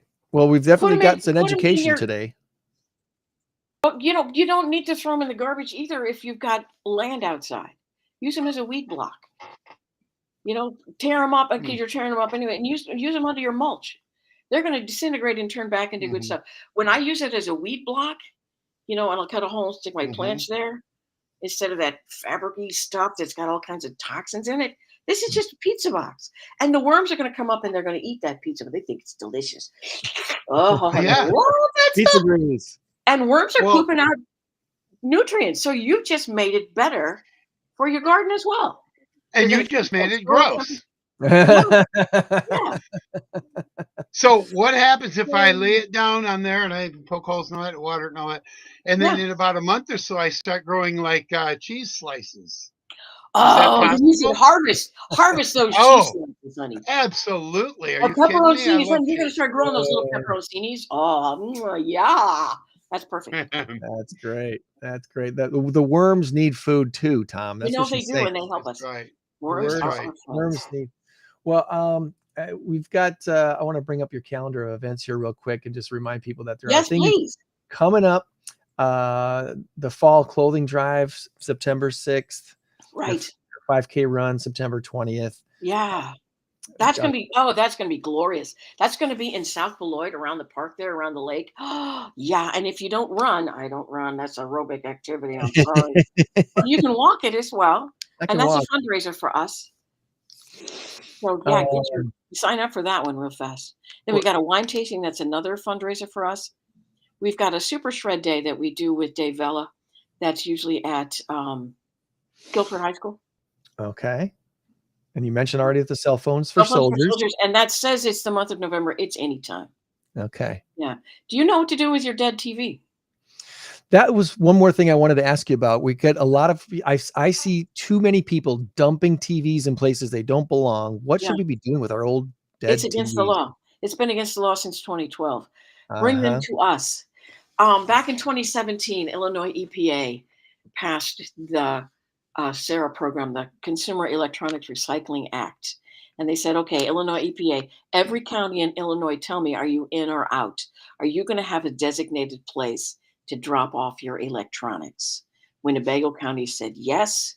They selected us, ANIB, as the drop-off place. If you're in Boone County, your drop-off place is down by the highway department. Okay, smile and nod me. The different counties have different locations. We are the location for Winnebago County, and you can drop it off at 3 different places. We will charge you for that. The kind of stuff that's in TVs is hazardous. It's mercury, it's lead, it's all those rare earth metals. Oh my gosh, we cannot let those escape into the environment. The people that are smashing their TVs, I'm just going to smash it and put it in the, great. Now you're releasing all those harmful chemicals into the landfill. Thank you so much. So we have to shrink wrap those TVs before we ship them up to Dynamic. Dynamic Life Cycle Innovations is the place that we use. And that's selected by the Illinois EPA. So those guys are going to make sure that they harvest all of those things that need to be harvested. 80% of the rare earth metals that we use for electronics come from China. Mhm. If we can recycle them and even get just 25%, won't that make a difference? You hear politically about all of that. Oh, yeah, we're going to get mineral rights from blah, blah, blah. They're talking about those rare earth metals that we have to have for the kind of technology that we use today. So anything that's electronics, we will recycle for you and make sure it gets recycled. And I'm not just talking cell phones and TVs, computers. Now, you want to make sure that your data is secure. Right. Dynamic life cycle innovation uses the same software that the military uses to wipe your hard drive. So they're going to make sure that your hard drive is clean before it Mhm. gets recycled. And to get access to where the hard drives are is biometric. You got to have like the palm scan to get in there. So they're making sure that your data is safe. We'll I- take all that computer stuff. We'll take your mice. We'll take your keyboards. We'll take your laptops, all that kind of stuff. The only thing that we're going to charge for is something with a screen Okay. or something that's got refrigerant. And the refrigerant removal used to be Freon. It hasn't been Freon for years. Then they moved using propane now. How special for us. So we need to make sure that that gets removed before that stuff gets recycled. Refrigerant gas is a CFC. Do you remember that from the 70s? The chlorofluorocarbon? Yeah. Yeah, okay. That's going to Yeah. harm the ozone layer. But it's also a greenhouse gas that is 1,300 times more potent than carbon dioxide. So we hire a certified technician to make sure that that gets drained out of there. Slap a sticker on it, then it can be recycled. But everything else is no charge. We just kind of go Well, with donations and goodwill. let And me it's play devil's advocate for a second. I'm yes, looking please. at your list here, and I have to kind of look crazy at it because my eyes are bad and it's real small. Mhm. I'm with 30 you. bucks for projection TV, Yeah. 25 bucks. Now, let's just say I go downstairs in my basement and oh, wow, I didn't know I had that TV. Oh, I didn't know I had that TV. And I'm going to bring that stuff in. What happens if somebody cleans out their basement, but they've got no money and they're not going to pay 50 bucks, 60 bucks to have these TVs? They'll either let them sit there, they'll put them in the garage, or God forbid, take them down to the neighbors. I was kidding about that. I would never do that. And I Yeah. wouldn't advocate anybody doing that, but that's what people do. That I is have what people do. seen I have seen my wife and I are taking a hike or something. I've Yeah. seen TVs thrown and mattresses Yes, you thrown have. into the woods. Yes, you have. What kind of incentives are there out there if somebody just simply can't afford it? They're already on a fixed income. Maybe they're 70 years old and they just have a TV and they don't want to spend 30 bucks to have it disposed of. So I'll just leave it sit in my garage. Or again, something. Are there incentives? Maybe something that'll say, Every once in a while, Tom, there's going to be a drive. Banks have done it a couple times where Mhm. they will do an electronics drive. I've written grants that haven't gone through, sadly, for like the Western counties to do a TV drop off, or a Yeah. computer drop off. Unfortunately, the EPA says we got to charge. So I Mhm. got to charge. I don't know if I can get somebody to underwrite it, but usually what happens is just what you're talking about, and we get so many phone calls of people that are like, "I'm the landlord. I'm cleaning out apartments. I've got 5 right. TVs." Yeah, and Mhm. yeah, golly, I'm sorry. Well, that's very short-sighted of the EPA because the end result is exactly opposite of what you want. So that's, I don't know, government at its finest, maybe, right? Well, maybe so. Or do we stop expecting things for free? Yeah. No, I don't know as if One of the ways anybody I like to expects look at it too anything. is, remember how expensive these big TVs used to Yeah, it be. used They to were be crazy expensive. $1,000. And now Yeah. they're really relatively cheap when you Yeah. consider that. You just got to factor into the idea when you're buying these big screen TVs, oh, it's going to cost me 30 or 40 20. bucks, It's going to 20 20 or bucks 25. to 30 is for recycle the this and be big done with behemoth TVs because I can only fit one on a pallet. it. Yeah. That's all that will fit there. Yeah.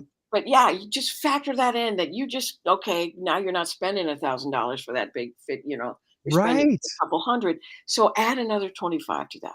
The size of the TV you can get for $300 now is crazy. It is Oh, crazy. no, it It's is Well, and crazy. if you also factor in that it's not going to last as long as It's the not big gonna last forever. projection. Those big projection TVs are still working. So they're still working. You know, those tube TVs, they are still working. A lot of them But, are. Yeah. people, you need the flat screen. Okay. So that's part of our society, I guess, the throwaway society. We cannot just throw it away. And it is going to cost money. And I'm really sorry, but it is going to cost money. Got to factor that in. Yes, Gotta you factor do. that in. So lots of cool stuff coming up here. So check out the knib.org website. We've got the link in the chat for everybody to check out.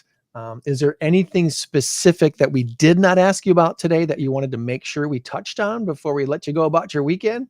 Oh, golly. We touched on a lot of stuff, so we did a good job. Oh, yes. Because Tom talked about melting a Hershey bar. Oh my God, yes. Melt And the you Hershey just bar, go like this and it Yeah. just oozes in. And you said that it was in foil. It's not in foil. Little Kit Kat bar. you Yeah, know. Well, that is it may now- not be foil, but what it is Let me explain to you what you were doing. I'm with you. That isn't that delicious. Yes, but that is now plastic. Mhm. They're Okay, plastic. it is Right. biaxially oriented polyethylene terephthalate. Exactly. No, really. Wild. Can you I say believe that you. 3 times fast? It is the kind of plastic that does not recycle. The trade name for that is Mylar. Mylar, like the balloons. Mylar. Okay, that makes sense. Yeah. Like trade names for that. Yeah, that biaxially oriented polyethylene terephthalate. So biaxial orientation, they take 2 axes and put them together like this, and put them so that the holes are small. Because there's holes in everything. Are you with me? Smile anatomy.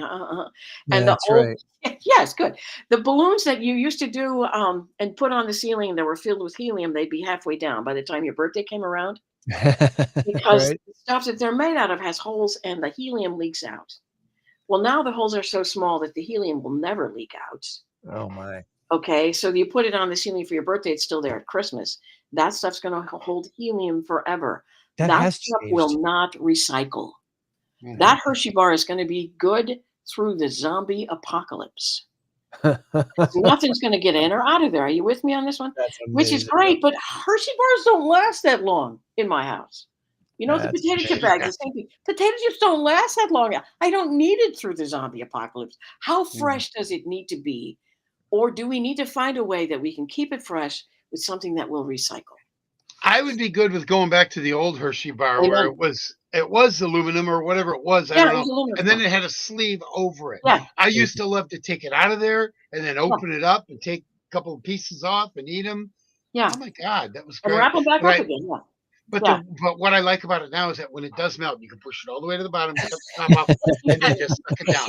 Yes. Yes. Oh my God. I'm with you. That's man. Now I'm we gonna go gotta get a go Hershey bar. snack. I'll be right back. Well, Kidding. I have to go melt a Hershey bar. Quick. That's right. That's So right. that kind of stuff. Yeah. I Um, think the next thing on your calendar is the race to recycle. If I got it correct here, September I think 20th. it is too. Yes. So for those who want to do this 5K or the fun walk around the park or the virtual 5K, it's all there. And the information is on the knib.org website. That's in Yeah. South Beloit. And again, that is a fundraiser for us that lets us keep educating and recycling, keeps the lights on, keeps our doors open. We also need volunteers. Come and help. Thank you for bringing that up, because that's a big thing about what we ask for here on the show is just, hey, there's volunteer opportunities everywhere, and you don't have to be crazily physically fit to do a lot of the stuff that needs volunteers. Hey, I can do it. I'm not crazily physically fit. I don't do aerobic activity. Sometimes it's a matter of just sitting at a table and checking people in. So Yes, it is. those people are very important. So anything that you can do to donate some of your time and maybe your talent of smiling at somebody and saying, thank you for coming. And I checked your name off the box here and you're good to go. Here's your wristband, or here's your hat, or here's your t-shirt, whatever it is. Yeah. We want that out there too. So awesome. You are a wealth of information, Corinne. This has been absolutely awesome. I'm so glad that you had a chance to come on with us today. And we look forward to supporting your events in the future. Hopefully, perhaps you can have a team in our next masked karaoke trivia contest. Being a not-for-profit, we have done this twice now, and our third installment of the masked karaoke trivia contest is coming up on November 13th. That's a Thursday night at Tabala. We are going to have 12 teams. The teams, we recommend the teams be consisting of a business sponsor who paid your way to be in the contest, and also members of the not-for-profit themselves. That's what we're looking for: collaboration. We're looking for community. We're looking to build strong ties among kind-hearted, wonderful people that are already here. They just don't know about it. Yeah. So we're making those introductions, and we've had a fun time doing it twice so far. The third installment is coming up November 13th, and we just within hours ago now, about 30 hours ago, have signed on our grand prize $5,000 sponsor. So the winning team at this event is going to win $5,000 for their chosen not-for-profit. Cool. Very excited about that. And that's not going to be the only prize of the night. There'll be other prizes. So plan now, putting things on your calendar. November 13th at Tabala. We're looking forward to putting this logo all over the place again. Karaoke trivia contest. And we're doctoring that up and making it even more special for very cool next event. So we would love to have a team playing for KNIB. That would be absolutely that'd be great. Let me see what I can do. So, all right. Well, we'll be in touch, and look forward to having you back on again in the future to promote your events. All right. Thanks so much. All right. Thanks. Have a great weekend. Thanks. Bye-bye. Bye-bye.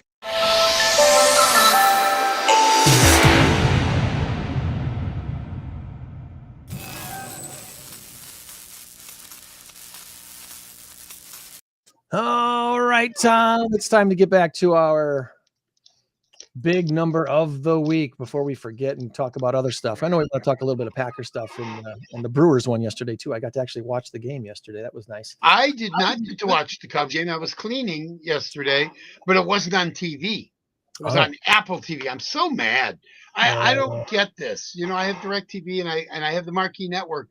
And yet about 12 to 15 games a year, I think it's 12, 13, 14, something like that, are not on regular TV. You can't see them. They have an exclusive thing with Apple TV or whatever. Does that aggravate? Speaking of the MLB messing things up, 269 million is the big number of the week this week.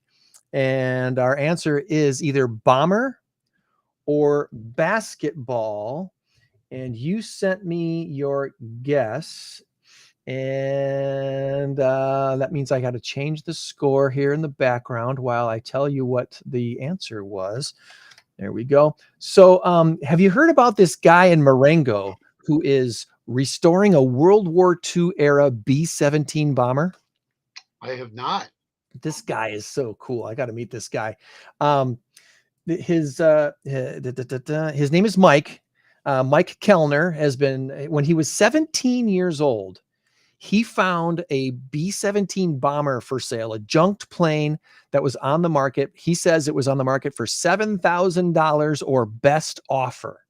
And it was across 4,000. Yeah, well, it was halfway across the country, and he thought, you know what, this looks way too cool to pass up. So he went and bought it and hiked it back to his place in Marengo. And he's been working on it ever since for 40 years. He's been working on this for 40 years. In fact, Popular Science has him on their website right now.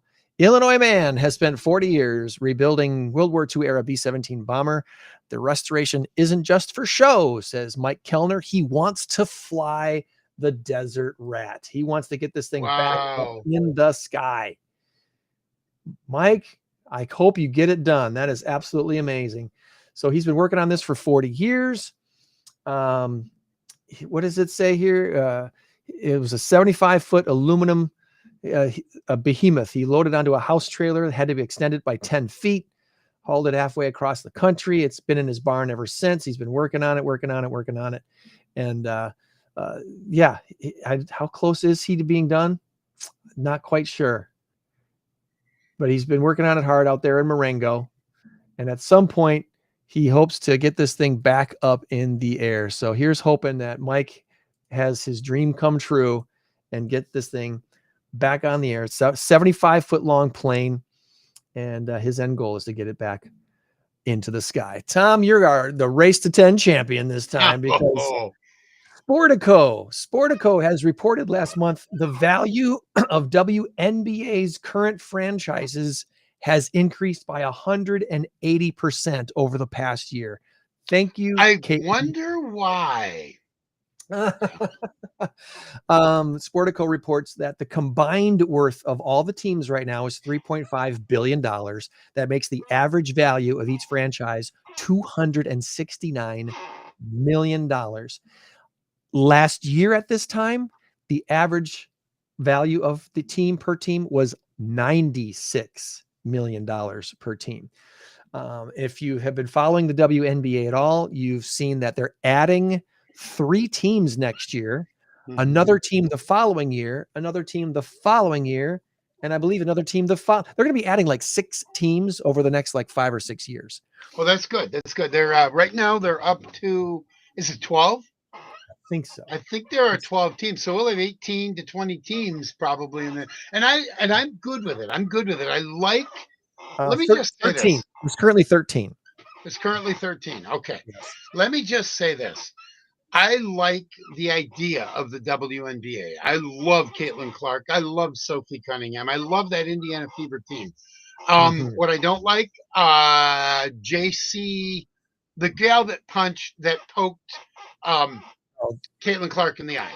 That was she did it with her thumb. Nobody leads with their thumb unless if you lead with your hands, like you can't see it on the screen. If you lead with your hands like this isn't working like that. No. But when you got just your thumb extended out, you're intending to do some damage. You're intending to poke somebody. Then another gal comes up, Morena, whatever, and just absolutely flattens Caitlin Clark. Nothing. They did give her a flagrant, but nothing happened. They gave the JC a flagrant, but they didn't give anything to the girl, Marina Mabry, I think her name was. Nothing to her for just absolutely chest bumping Caitlin Clark and knocking her square on her butt. No one. Poor girl's been injured. She's been injured more in just this year than she was in her entire 4-year career at Iowa. Anyway, what I don't like is the fact that the refs are turning a blind eye. Oh, what? I didn't see anything. The GMs, the coaches of the other teams. No, I didn't see anything. And the WNBA itself. You don't understand what you have here. Mm-hmm. It's all directly related to Caitlin Clark. What is it? A rising tide rises all ships. Rises all ships. That's right. How it all ride the tide. Ride the tide. It's a good thing. Well, that's right. That's right. And if you're going to buck it, if you're going to fight it, well, then you're a moron. I'm sorry. I'm calling them out. They're morons. Okay. So look at the fact that they're flying first class. Look at the fact that they're staying in world-class hotels. Look at the fact that they're making more money. Look at the fact that they are on TV. They're on ESPN. They're all over Sports Center. She has brought the WNBA, she being Caitlin Clark and others, not Angel Reese. I guarantee you not Angel Reese, but Caitlin Clark has brought the WNBA up to respectability. Now it's time to grab the goods and fly with it, roll with it, whatever you got to do. Now it's time to do that instead of constantly fight her because she's what? Heterosexual, white, pretty, what? I mean, look, it's the elephant in the room. You can't deny a lot of this. I have heard people say, I have heard some of the players say, this is our league. I don't know what she's doing in our league. What do you mean by that? Seriously, what do you mean by that? I don't get it. Angel Reese can't make a layup if you paid her $1,000 and then she gets a rebound and misses it again, gets another rebound. No wonder she leads in rebounds. Well, now, come on. We're exaggerating now. But what's not being exaggerated, I don't think, is the value of these franchises if things are played out properly, and that's kind of the point. I guess the whole conversation is we got to manage this league properly. The newest WNBA franchise is the Golden State Valkyries. They're They just launched. This is their debut season, and Sportico says their value right now is $500 million, $500 million value of the brand new Golden State Valkyries franchise, which is tied to the Golden State Warriors, which is the NBA's most valuable team. And they share an arena there in Sacramento, which that's kind of a wild thought right there. Sacramento? Right, or no, not San where's Francisco. San Francisco? San Francisco. That's where they're from. Yeah. Okay, so here's the other thing about it. When you look at Indiana Fever basketball, Caitlin Clark hasn't played for the last 5 games. Their ticket prices go down when she's not playing. Right. Their attendance goes down, not by as much, but because people are going to see Caitlin Clark. It'd be like going to the Cub game and, well, gee, Peter Armstrong is not playing today, and neither is Kyle Tucker, and Michael Bush is sitting out. Okay, or whatever. You want to go see your stars. You want to go see them. But the reality is that prices are down, attendance is down. It happens in the NFL too. When the star quarterback sits out the last game of the season because they already qualified for the playoffs, and so he's going to take the week off, and then the Of course, team those seats are already sold way in advance, usually, but they are still empty seats. And make no mistake, they do pay attention to that. You're exactly right. Yeah. Yes. So I think the WNBA has a bright future as long as they start embracing Caitlin Clark and stop bullying her. Yeah. That's the word, bullying. Yeah. And I'm sorry, adult bullying is far worse than kid bullying, because kid bullying, you at least have somebody to go to, a principal, a teacher, mom, dad, a big brother, whatever. But adult bullying, when the adults are allowing it to happen, come on, I'm sorry, no, grow up. No surprise, the single largest growth seen by a single franchise was the Indiana Fever, Caitlin Clark's team. The value of that franchise grew by 273%. They say it's valued now at $335 million. That's a lot of jerseys. That's a lot of jerseys. I'm about to go buy myself a Caitlin Clark jersey. Okay, so here's 2 things real quick. Sophie Cunningham. You know who Sophie Cunningham is, right? I know the name. She is the Indiana Fever enforcer. Her and Caitlin have become best friends. And Sophie Cunningham is tall. She's 6'1". She's absolutely beautiful. And the only reason I say this is because you wouldn't look at her and think WNBA star. You wouldn't think that. Long, beautiful blonde hair. She has it in a braid. And she is the enforcer, meaning, well, first of all, when she was 13, I believe she got a black belt in karate, or at least she was taking classes. Now she's a black belt in karate. She's the one that came into the game, grabbed this JC something, I cannot remember her last name, grabbed her and just kind of gently pulled her to the floor. She did get a flagrant for that. In fact, she got suspended for that. Okay, fine. Enough said. But what she said was, as long as I'm on Caitlin Clark's team, she will not be bullied. I will not allow it to happen. And I'm like, God bless you for that. That is, yes. She said, if no one else is going to take care of her, I will. Caitlin Clark. Here's your basketball crush right there. There you is. Yeah, exactly. There she is. She's wonderful, and she's a sweetheart. Yeah, she's not bad looking, I guess. Yeah, I don't know. She's more than an 8. Let's put it that way. Hey, but anyway, yeah, this show she's at least an 8. At least. Okay, so what Caitlin Clark said is, fine, I'm going to the All-Star game, but if my enforcer, if Sophie Cunningham doesn't come with me, I'm not going. Y'all I'm sitting it out. Y'all can play by yourself. I will not sit it out. Because she says, I will not sit back and allow this to happen anymore. So what Sophie Cunningham has done for Caitlin Clark is she's given her a voice. When you've got one against the rest of the WNBA refs and everything else, you feel like you're on an island. Now you've got some teammates. It's not just Sophie Cunningham. It's Aaliyah Boston, their center. She's very good. It's Kelsey Mitchell. She's very good.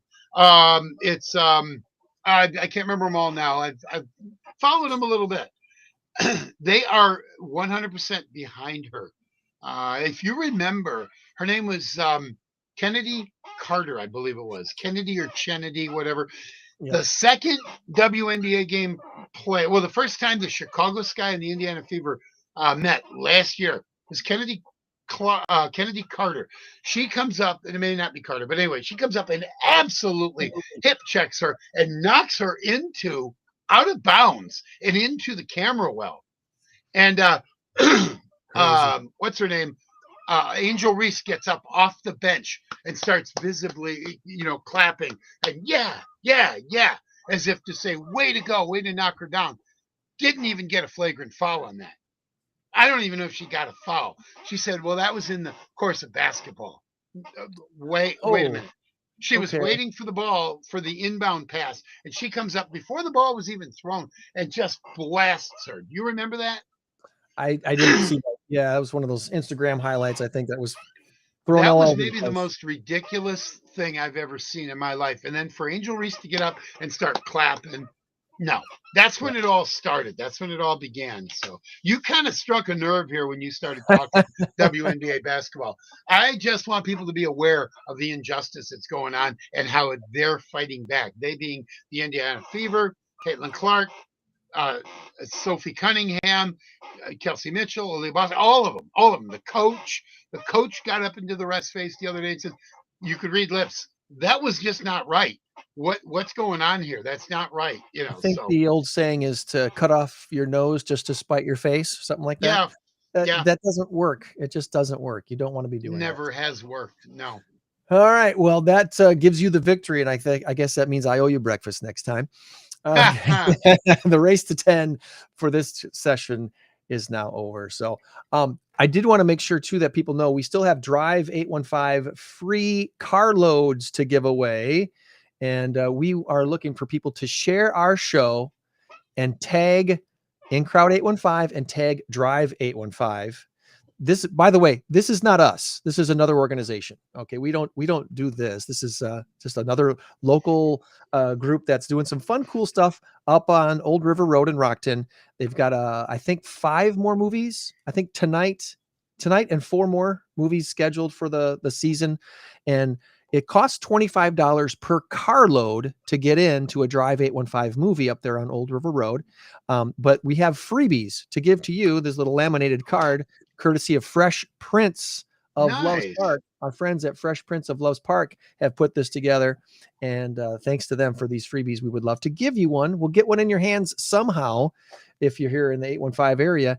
If you share while they last, if you share our post, share our show, tag In Crowd 815 and tag Drive 815 so that we see it. Otherwise, we don't see it. That's how social media works. You got to tag stuff. So this is a drive-in? It's a drive-in movie. It's a pop-up movie theater. It's not a permanent screen. Okay. It's something that they inflate, I believe, and put up. And then it's a fun way to watch a movie outside with your family. And I think, let me just double check here. Drive 815, drive-in movie theater. The next one. Well, that says August 20th. I think it's the last one. Where's the events here? Maybe did they make events of all of these? Oh, tonight's movie has been canceled. Oh. They were going to show Miracle tonight. Unfortunately, tonight's movie had to be canceled. So the next one is July 18th. They're showing the Garfield movie. And that is on a Friday, is it not? That's a Friday, July 18th. Yeah. Friday, July 25th, they're showing Paddington. Saturday, August 2nd, they're showing Inside Out 2. That's a big movie. Yeah. They've got King of Kings, Friday, August 8th, Sonic 3, Saturday, August 9th, Lilo and Stitch, August 20th, and Beauty and the Beast, August 23rd. So there's a bunch of things still coming up here. Even though tonight's had to be canceled, they still have a bunch of stuff for the season. 1, 2, 3, 4, 5, 6, 7 more opportunities to take your family out. And all of those would be kid-friendly movies. My grandsons would probably love to see them. Yeah. Yeah. So okay, I'm going to share the show and get a freebie. No, I'm kidding. I'm kidding. If you did that, I probably would pass out. If I shared the show? Mr. What are you No talking social, about? I Mr. shared No it the other media. night. Huh? Mr. No Social Media. Well, that's true. That's true. But I shared it with the entire audience at trivia the other night, by the way. Greg, thank you for coming out to trivia the other night. That was a fun night. That was a fun time. You guys had a really good score, too. I think you had about 147 points. I gotta give props and kudos to Noah and Allison for throwing in some answers that Christy and I had no clue about. So we only did good because of the family pull, well, working together. Yeah, but your daughter's quite the character. She's quite the character. True. Just so you people know, Greg's daughter was there, and she asked me to play a song, which Mungo Jerry, and what a great song. She must be an old soul. How does she even know that Yes, song? There's got to be a absolutely. story there. But anyway, then she said, "I dare you to play Tarzan Boy by Baltimora." And like, uh-oh, okay. The way she said it made it sound like, like This is not going to be loaded good. with bad words or something, and it wasn't. Because No. Christy said, I would let it play at my house. It's okay. All right, good enough. So we played it. We had a really good time. We had a good time. Thanks to Louis Tap House for having a great event. And that's every Wednesday night. Trivia. Every Wednesday at 7:00. It is. Yeah, it's my boss's trivia. It's Rock Valley Pub Trivia, and he gives me the quiz every week, and we always have a good time with it. Wanted to thank you again for my birthday brunch out at Machine Shed on Tuesday. That was a good morning, hanging out and just chilling on Machine Shed. So many times you and I right now we're on the air. I mean, technically we're live. We're on the air. So we don't really get a chance to say things that we say off the air. And I'm not talking anything bad. We're not, plotting to overthrow the government. We're not throwing out F-bombs. Nothing like that. Yeah. Other than friend. Hey, friend. How you doing? Hey, friend. But it was just nice to be able to sit there and enjoy coffee and enjoy an incredible cinnamon roll. The cinnamon roll. Had to shout out. If you want to go into a diabetic coma, go get a cinnamon roll from Machine Shed. I would say split it 4 ways. Otherwise, you're in trouble. It's a big. Oh, it's really my head. It is about as big as your head. Not quite like that commercial where the burger, he said it's as big as his head, and it's not quite that big. I already gave shout out to my buddy Ken up in Wisconsin for the fireworks that we had enjoyed last night. So thanks to Team Robinson for putting on the best private fireworks show I've ever seen in my life. And I wanted to tell you something, Tom. He made a post this morning while we were on the show. And I was explaining this to you before, but you needed, I wanted to get this in context because, oh gosh, please come up here. There we go. So his explanation of last night, he said the fireworks show of 2025 was frustrating to say the least due to technical difficulties. Most of the show failed to go off.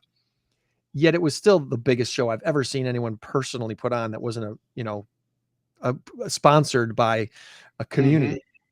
After several attempts and time delays, we had to cut our losses. For those that were there, only 41% of the show went off. Wow. The show was set to contain 3,700 shots. Only 1,500 actually went up. So the abbreviated grand finale that he was able to pull off was a third of what was designed to entail. So much time, planning, and effort goes into doing this. So, this was tough, but it was still an absolutely amazing time. It was an amazing show. For those who are curious too, him and his sons, they went and got certified to do fireworks shows. They took the class, they paid the money, they got certified so they can do this. They can legally do this in their backyard. All right. I'm not just throwing this out there, but next year, if it's okay, if the public is invited, I would love to go up and see it. His whole neighborhood shows up and parks their cars basically up on the street behind his, in front of his house and around his neighborhood. Cause it's crazy. He told me a couple of years ago how he was putting this together, and last year's show was pretty big too. But I was like, all right, we got to experience this year. So Christy and I went up last night, and cool. Well, like I said, I mean, if I'm driving by and I'm like, oh my God, look, there's fireworks, I could pull in somewhere and watch them. So he couldn't really say, no, you can't. No. I mean, I wouldn't expect to be able to go on his property or, park in someone's driveway or something. But if there was a way that I could go up there, maybe do a little picnic with the kids and stuff like that, I'd love to do that. It was a blast. Because last night's fireworks here in town, let me just talk about it. The fireworks show was phenomenal. Absolutely phenomenal. I didn't like the location we were at. It was okay, but we had a lot of people traipsing through to get to the other side. They were climbing over the wall, this and that. I did not like a lot of the people down there. There's a lot of rude people. There are people that leave their garbage around. There are people that somebody, maybe a homeless person, left a big mess, and I'm talking bodily fluid mess. And it wasn't urine. On the cement part of near the bank where we were. And it was absolutely disgusting. And people were walking by, and I'm like, whoa, watch it. You go, oh my God. It was about Well, wide. when you have a couple 100,000 people gathering in one spot, you're gonna have some bad apples. You got to kind of I guess be prepared for that mentally, because that's where that's going to. This is why I don't like crowds for the most part, right? Because you get 1 in 10 is a bad person, and that's a bad ratio. You got to be careful, got to be mindful, and all you can do is manage yourself. Pick up your own garbage, take care of your stuff. Speaking of which, the July 3rd Star Spangled Spectacular at Starlight Theater, put on by the RSO this year, was truly that. It was spectacular. They put on a wonderful, wonderful patriotic show. The musicians in the Rockford Symphony Orchestra, we got some awesome musicians here in this town. It's really cool to hear them perform together. And then they combined with some of the folks from Starlight too. Kudos to Robbie Strader and for what his part of the performance on Thursday night as well. So if you've never been out to a Rockford Symphony Orchestra event, especially their Star Spangled Spectacular, plan to go next year, because it really is a beautiful, wonderful thing, celebration of all things being patriotic in America. So really enjoyed that this week as well. Next week, starting Wednesday, the shows open back up again, starting with SpongeBob the Musical. And then the week after that, Grease. The week after that, Ragtime is back. And then the final of the 4 main shows, The Wedding Singer, starring Greg Saunders as a guy who almost gets his butt kicked. I'd pay to see that. You don't want to miss me acting like a very, very timid nerd, I guess is the way to put it. A very timid nerd. Yeah. Well, you got some nerdy qualities about you, but you're definitely not timid. And when I say nerdy qualities, I mean that in the utmost of respect and admiration. So I could only hope I didn't to be a nerd. Hope I didn't embarrass you too much at trivia the other night. Yeah, that was pretty embarrassing. I'm sorry. I should have warned you ahead of time. We do. Allison's birthdays. like, I've never seen you turn that red, Dad. I said, well, yeah. That's funny. That was funny. We had a good time. Next week here on the podcast, we're going to be talking all things Rockford Habitat for Humanity. Their community engagement manager is Jessica Madrid. She's going to join us next week to talk about Habitat for Humanity here in the Rockford area. As I mentioned, we are very excited to announce we do have now our $5,000 grand prize sponsor for the next Mass Karaoke Trivia Contest, and more press releases to come on that, because we're really excited about what's coming together for the November 13th event at Tabala. So plan now to attend. We'll tell you soon how you can attend, and we'll tell you soon how you can put a team in. I got a feeling our 12 team lineup is going to sell out quickly once we make that public. So yeah, I would think I may even get together a team myself. No, you have to do the trivia. That's you have been assigned a job. I can't do double duty. And they can't do double duty. I've got a feeling, I don't have it set in stone yet, but I got a feeling it's going to be mid-August when we actually release the team sign up availability. So just so you know, it's not happening this month. It's going to be a little bit while, because the event's not till November, Tom. November 13th. I got it X'd out in my calendar already. This is one of our longest shows ever. We're almost pushing 2 hours, dude. Well, we did 2 weeks ago. We pushed 2 hours. Or last we did. Any quickie Packer notes that you want to throw out there? Because I thought you said before the show that you wanted oh boy. You know what? Jordan Love is married, by the way. What's that? Jordan Love is now a married man. Oh, very good. Very Jordan good. Love got hitched. Well, good. Good. I did not know that. Well, there were a couple things. There were a couple things going through my head that I wanted to touch on. But I think it's pretty much just the news machine is kind of silent for a while. Oh, look at that! Wow, what a beautiful lady, and she's tall because he's not short. She's athletic. I think she played volleyball at the college that they went to, if I remember right. Wow, that is incredible. That is so cool. Yeah, she's also an athlete, if I remember correctly, at the college they went to. So, well, I hope I hope he keeps his head, you know, and I tell you what, there's nothing greater than the love of a good woman. So I'm pretty sure he's probably in good hands here. But I go back to Aaron Rodgers and all of the issues he had, and he had relationship issues like you wouldn't believe. And, you know, after 2 or 3 years, they start to sputter out. And I just wonder if maybe he's just so much of a prima donna that people are just like, you know, washing their hands free of him. And I hope this doesn't happen with Jordan Love, but I don't think it will. I don't think it will. He is a genuine guy. If you've ever really listened to him in an interview, oh goodness, he's humble and he's genuine and he's down to earth and just a wonderful person. So, but anyway, the Packer news that I have is pretty much receiving core. Remember, they were trying Bo Melton at cornerback because they figured Jair Alexander was leaving. Now, Jair Alexander was a cornerback, but he didn't play now much he's a last Raven. year. Yeah, Now he's a Raven. That's right. Now he's a Raven.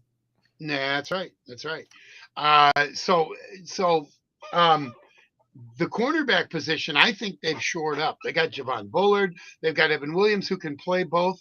They've got Xavier McKinney, who can play both. You're not going to take him out of the safety position to play cornerback.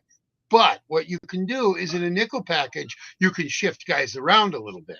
So you've got 5 defensive backs, and there's a lot of things you can do. There's a lot of good moving parts. Their defensive line has improved greatly. We don't know what Kenny Clark's going to bring, but what we got in the offseason, we got a couple of pickups, and we got a couple of draft choices. We are going to be just fine. Names are escaping me. It's not about that right now. What I really wanted to talk about was the offense with the receiving core, with Savion Williams coming in and with Matthew Golden, our golden receiver. When he comes in, they are both going to push the others. That means we have some expendables. Is it Bo Melton? Is it Malik Heath? Is it Romeo Dobbs? If Christian Watson's not back and healthy, we now have options. And that's the beauty of it. That is the best part of it for me. We've got a proven second string quarterback. Malik Willis is 2-0 as a Packer. He is good. Their offensive line, you and I were talking about this the other day. Re-sign Elton Jenkins. 3 simple words. Re-sign, one word. Re-sign Elton Jenkins now. Now it's 4 words. Because you don't want to wait. You don't want to create any animosity with Elton Jenkins. You don't want to create it with the team, with the organization, with the fan base. Re-sign him now. You want him to change positions and go to center? That's fine. Pay him. Let him know you appreciate him. Brian Gutekunst, you're better than that. You're smarter than that. I see his picture right there. I think that was Gutekunst, right? Mark Murphy is done. Oh, Mark Murphy. Yes. He's officially retired now, right? Because he had he's turned 70, and that's the bylaws of the Green Bay Packers say that you must retire at the age of, I believe, 70. What are we, Catholic all of a sudden? That's what they do to the priests, to the bishops. When you're 70, you got to be done. I'm now an advocate for term limits, so I'm okay for this. I say yes. Well, I don't understand that. I mean, that doesn't mean he can't stick around as an advisor. He's just not the buck doesn't stop at his desk anymore. He's now okay. So Gutekunst is still the GM now. Who's going to be the new CEO? I remember who it is. I think it's going to be Ed something. That's a good question, dude. It's a good question. I forget the name of the guy who's now in charge. Yeah. Well, let me check it out on this little machine here. Shame on us for being Packers fans and saying we know so much about the Green Bay Packers. His name is Curly Lambeau. So Curly Lambeau now will be the. Yeah. Who is the new Packers CEO? Ed Policy. Ed Policy. Carmen Policy's. Remember Carmen Policy from the 49ers? Ed Policy. I knew that. And he probably will be a good one. They don't take these things lightly. They being the Green Bay Packers. For that matter, for the most part, any NFL team. Although the Bears have been getting it wrong for many, many years, I think they finally are starting to get it right. The Carolina Panthers, the Cleveland Browns. I mean, there are a lot of teams that just seem to be wallowing in the mire for so long. Right. The Jaguars, the Commanders, former Redskins, they got it wrong for so many years with Daniel Snyder. When you then the Cowboys, you have meddling owners. Well, that's one thing that the Packers management doesn't do. They're not meddlers. And so I believe Mark Murphy gave Brian Gutekunst a very long leash, and rightfully so. He's put together a Super Bowl caliber team. And I really do believe, and I said this last year at this very microphone with you on this show in April, in May, in June, in July, in August, September, October. Once we started to see more like October, when we started to see the Packers were struggling with teams like Philly, struggling with teams like Minnesota and Detroit, we're like, wait a minute, what's going on here? Something's not right. We had a Jordan Love injury. That was fine. That was apparent to the entire NFL. So I think we kind of got a mulligan on last year. But our receiving room also took a small step backwards. They were dropping passes. We had the most drop passes of many drop passes. So many drop, and the most drop passes of any NFL team. And yet Jordan Love still had a great season in terms of numbers. So your 7 losses last year: 2 to Philly, 2 to Detroit, 2 to Minnesota, and then 1 to Chicago. That was crazy. Because the Chicago loss should have never happened. With all due respect, Bear fans, if you think that you did a great thing by beating the Packers, no, they kind of rolled over and didn't care. But anyway, that's just the way it goes. That is exactly what happened. They didn't have to worry so much about the placement of where they were in the playoffs. They were going to be 6 or 7. They were either going to play Detroit or Philadelphia. Maybe they wanted to play Philly first. I don't know. But anyway, it is what it is. But this year, I can honestly say with absolute confidence, look out. I think we're going to win the division. And I said that last year, too, by the way. I was wrong. They were 3rd in the division. Third. Playoffs. 3rd in the division with an 11-6 record. And it should have been 13-4. Should have been. Because there were the Bear game we wouldn't have lost, shouldn't have lost. Had we been playing for something, we wouldn't have lost that game. We're a far better team than them. And then the Detroit game where all of those violations happened and we only lost the game by 2 points or something. That was ridiculous. Just ridiculous that we lost that game. So we should have been 13-4, challenging for the division. So anyway, enough about that. That's last year. This year, I really, truly do believe that the Packers are going to challenge for the NFC Championship, go to the Super Bowl, and I'll leave it at that. I don't know, because you don't know what's going to happen. You don't know when injuries are going to happen. They could go 8-9. They could fall off the face of the earth and have a bad season. I don't see it, but I think it's possible. It's very likely the NFC North again will be the best division in the NFL. So if the Bears improve the way they look like they're going to improve, we could have 4 legit playoff contending teams in the one division. Okay, so here's where I'll disagree. Because of the fact that each team seems to be getting better, Detroit's coming down a bit. Minnesota might even be taking a step down. Green Bay's going up, and the Bears are going up. I think they're going to be more evenly matched. You are correct about a tough division, but I don't see wild cards coming out of there. Maybe 1, definitely not 2. Here's the other thing. If you look at the division we're playing Pittsburgh, Baltimore, Cincinnati, Cleveland. Cleveland has improved. Cincinnati's always good with Joe Burrow. They had a bad couple of seasons because Joe Burrow's been injured and whatever else. The Ravens are always the Ravens. Pittsburgh will take a step back. I predict this is the first year that Mike Tomlin will not have a winning season. Aaron Rodgers, I don't think is going to have a very good season. He may even get injured. I am not hoping for that. For the No. record, I am not hoping for that. I don't ever want to see that happen. I would love to see Aaron Rodgers make the playoffs and really Yes. end his career on a good positive note. Come back to Green Bay for a one-day contract and retire as a Packer. That would be absolutely ideal. I do like Aaron Rodgers. As a person, maybe not so much. But as a player and as a leader and what he meant to the Green Bay Packers, winning us the Super Bowl, God bless Aaron Rodgers. I want him to succeed. And so as far as that's a tough division to play. And then you're also going to play the Cowboys, the Giants, not much there. Philly, who else is in that division? Washington, Giants, Cowboys, Philly, yeah. And then there's one other, right? No, that's it. There's four. There's four.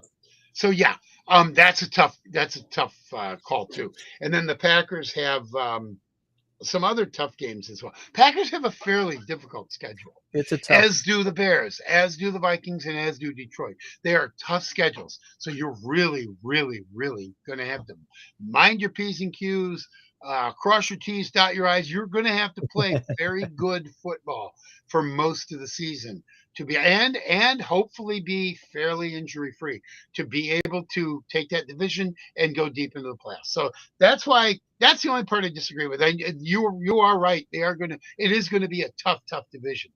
But I think record wise. Well, repeating what they did last year, I think it would be tough with those, 3 teams with, what was it, 12 wins or more? Yeah. I don't see that happening because the division itself is going to be so much tougher. They're going to beat up each other and split games. Right. That's going to be the Packers had 11, but should have been 12. So it should have been that loss to the Bears should have never happened, and it wouldn't have happened if the circumstances were just a little different. If they really did put their best foot forward, I mean, for crying out loud, you didn't call a timeout, and you kicked the field, whatever. They don't even get me started on that. But you're right. It's you had 15-2 for the Lions, 14-3 for the Vikings, and then 11-6 for the Packers. I don't. Or was it 12-5? I don't see that happening again. It was 11-6. It was. Yeah, they're. It's going to be such a good division. It's going to be such a good division. I'm really excited to see what happens there. Oh yeah, and I do expect the Bears to improve. You can go nowhere but up when you have a 5-12 season. You can pretty much go nowhere but up unless you really, really hit the skids. And I don't see that happening. Caleb Williams is going to finally be coached by an offensive genius. At least we think. We don't know enough about Ben Johnson yet. But I know this. Ben Johnson is no longer with Detroit. Aaron Glenn is no longer with Detroit. So they're going to have some growing pains, especially early on. Yeah. And I'm hoping that first game will show that. Detroit's still in the running, but they take a step back, make a step or two back because losing their 2 main coordinators. Not just that. They also lost a lot of other coaches. Some of the coaches followed Aaron Glenn. Some of the coaches followed Ben Johnson. Now you've got 20 guys in your coaching staff. So you've lost maybe 5. Okay, fine. You've still got 15 guys plus your head coach.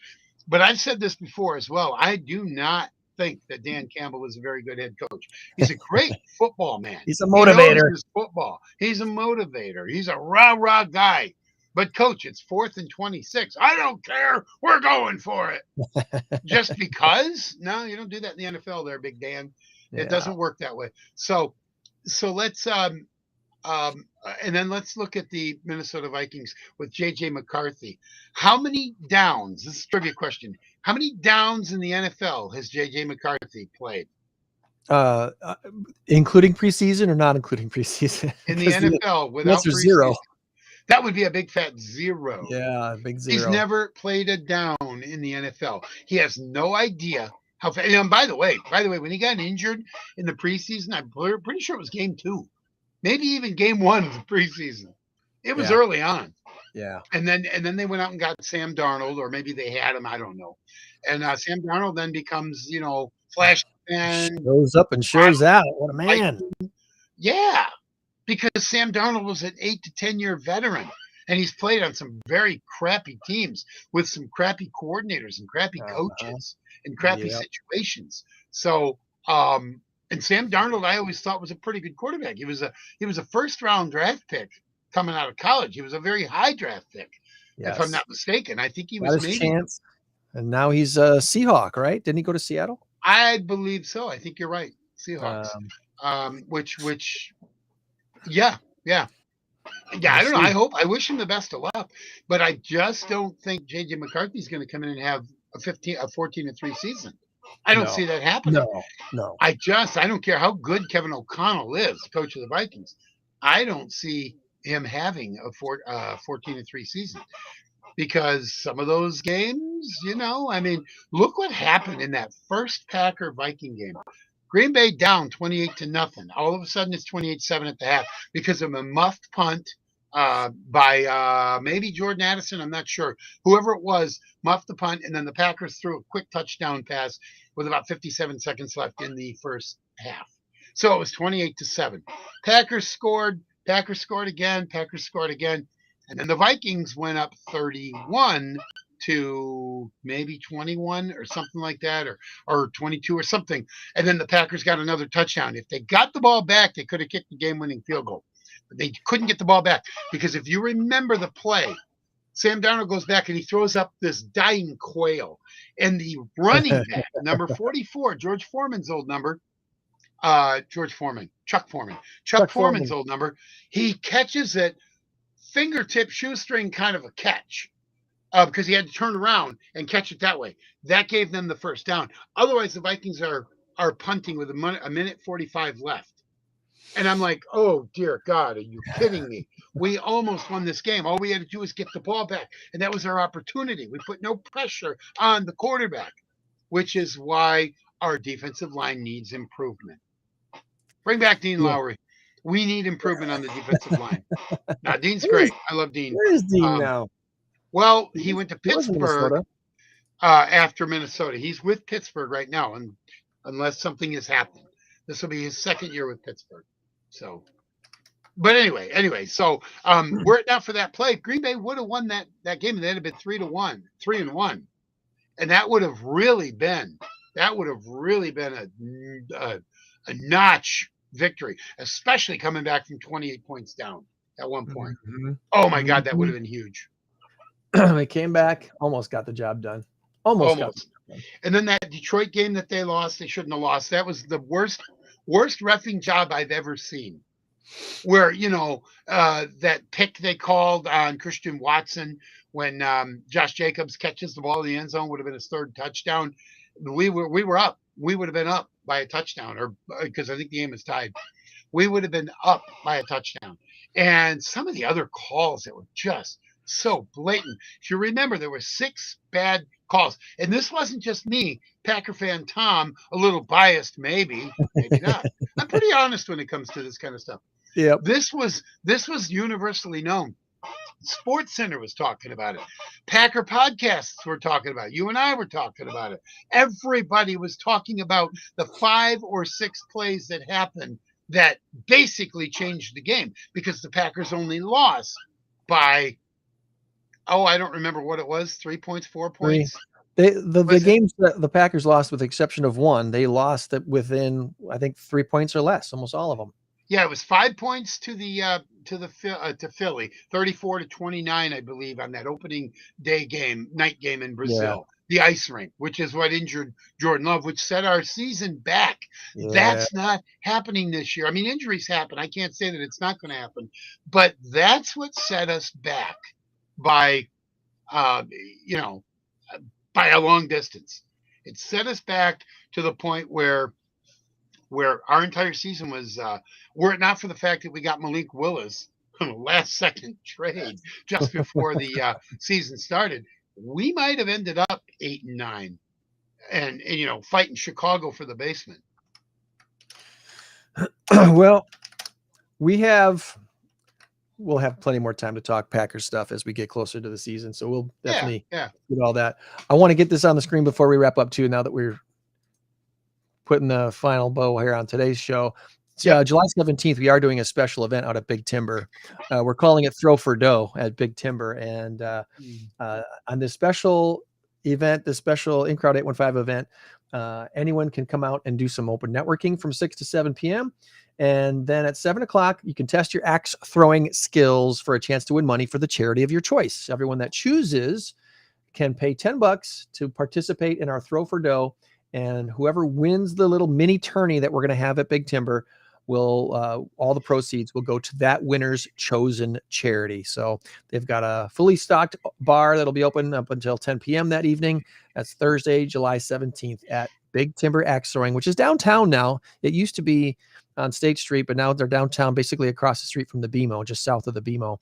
And there's plenty of parking between the BMO and Embassy Suites, or at the parking garage that's attached to the BMO as well. You can walk around the corner and join us for that. So plan now to attend that Thursday night, July 17th out at Big Timber.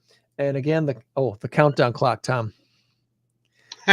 131 days, 9 hours, 50 minutes till the next mass karaoke trivia contest. Wow. I'd like to just sit here and watch the clock go down all the way to 0. Can you tell? Then I'd be late for the contest, wouldn't I? We're just a little bit excited. That's just a little bit excited. Yeah. There we go. Someone needs a hobby. This is the hobby. All right, friends. That's true. Remember, you change the world when you help one person. Be a blessing to someone today, just like our friends at Medicare 411. Thank you for jumping on board with us again. Awesome stuff. And buddy, have a great rest of your weekend, and we'll catch up with you later next week. I will. God bless and happy 4th weekend. Bye-bye. 815 in crowd. 815 in crowd.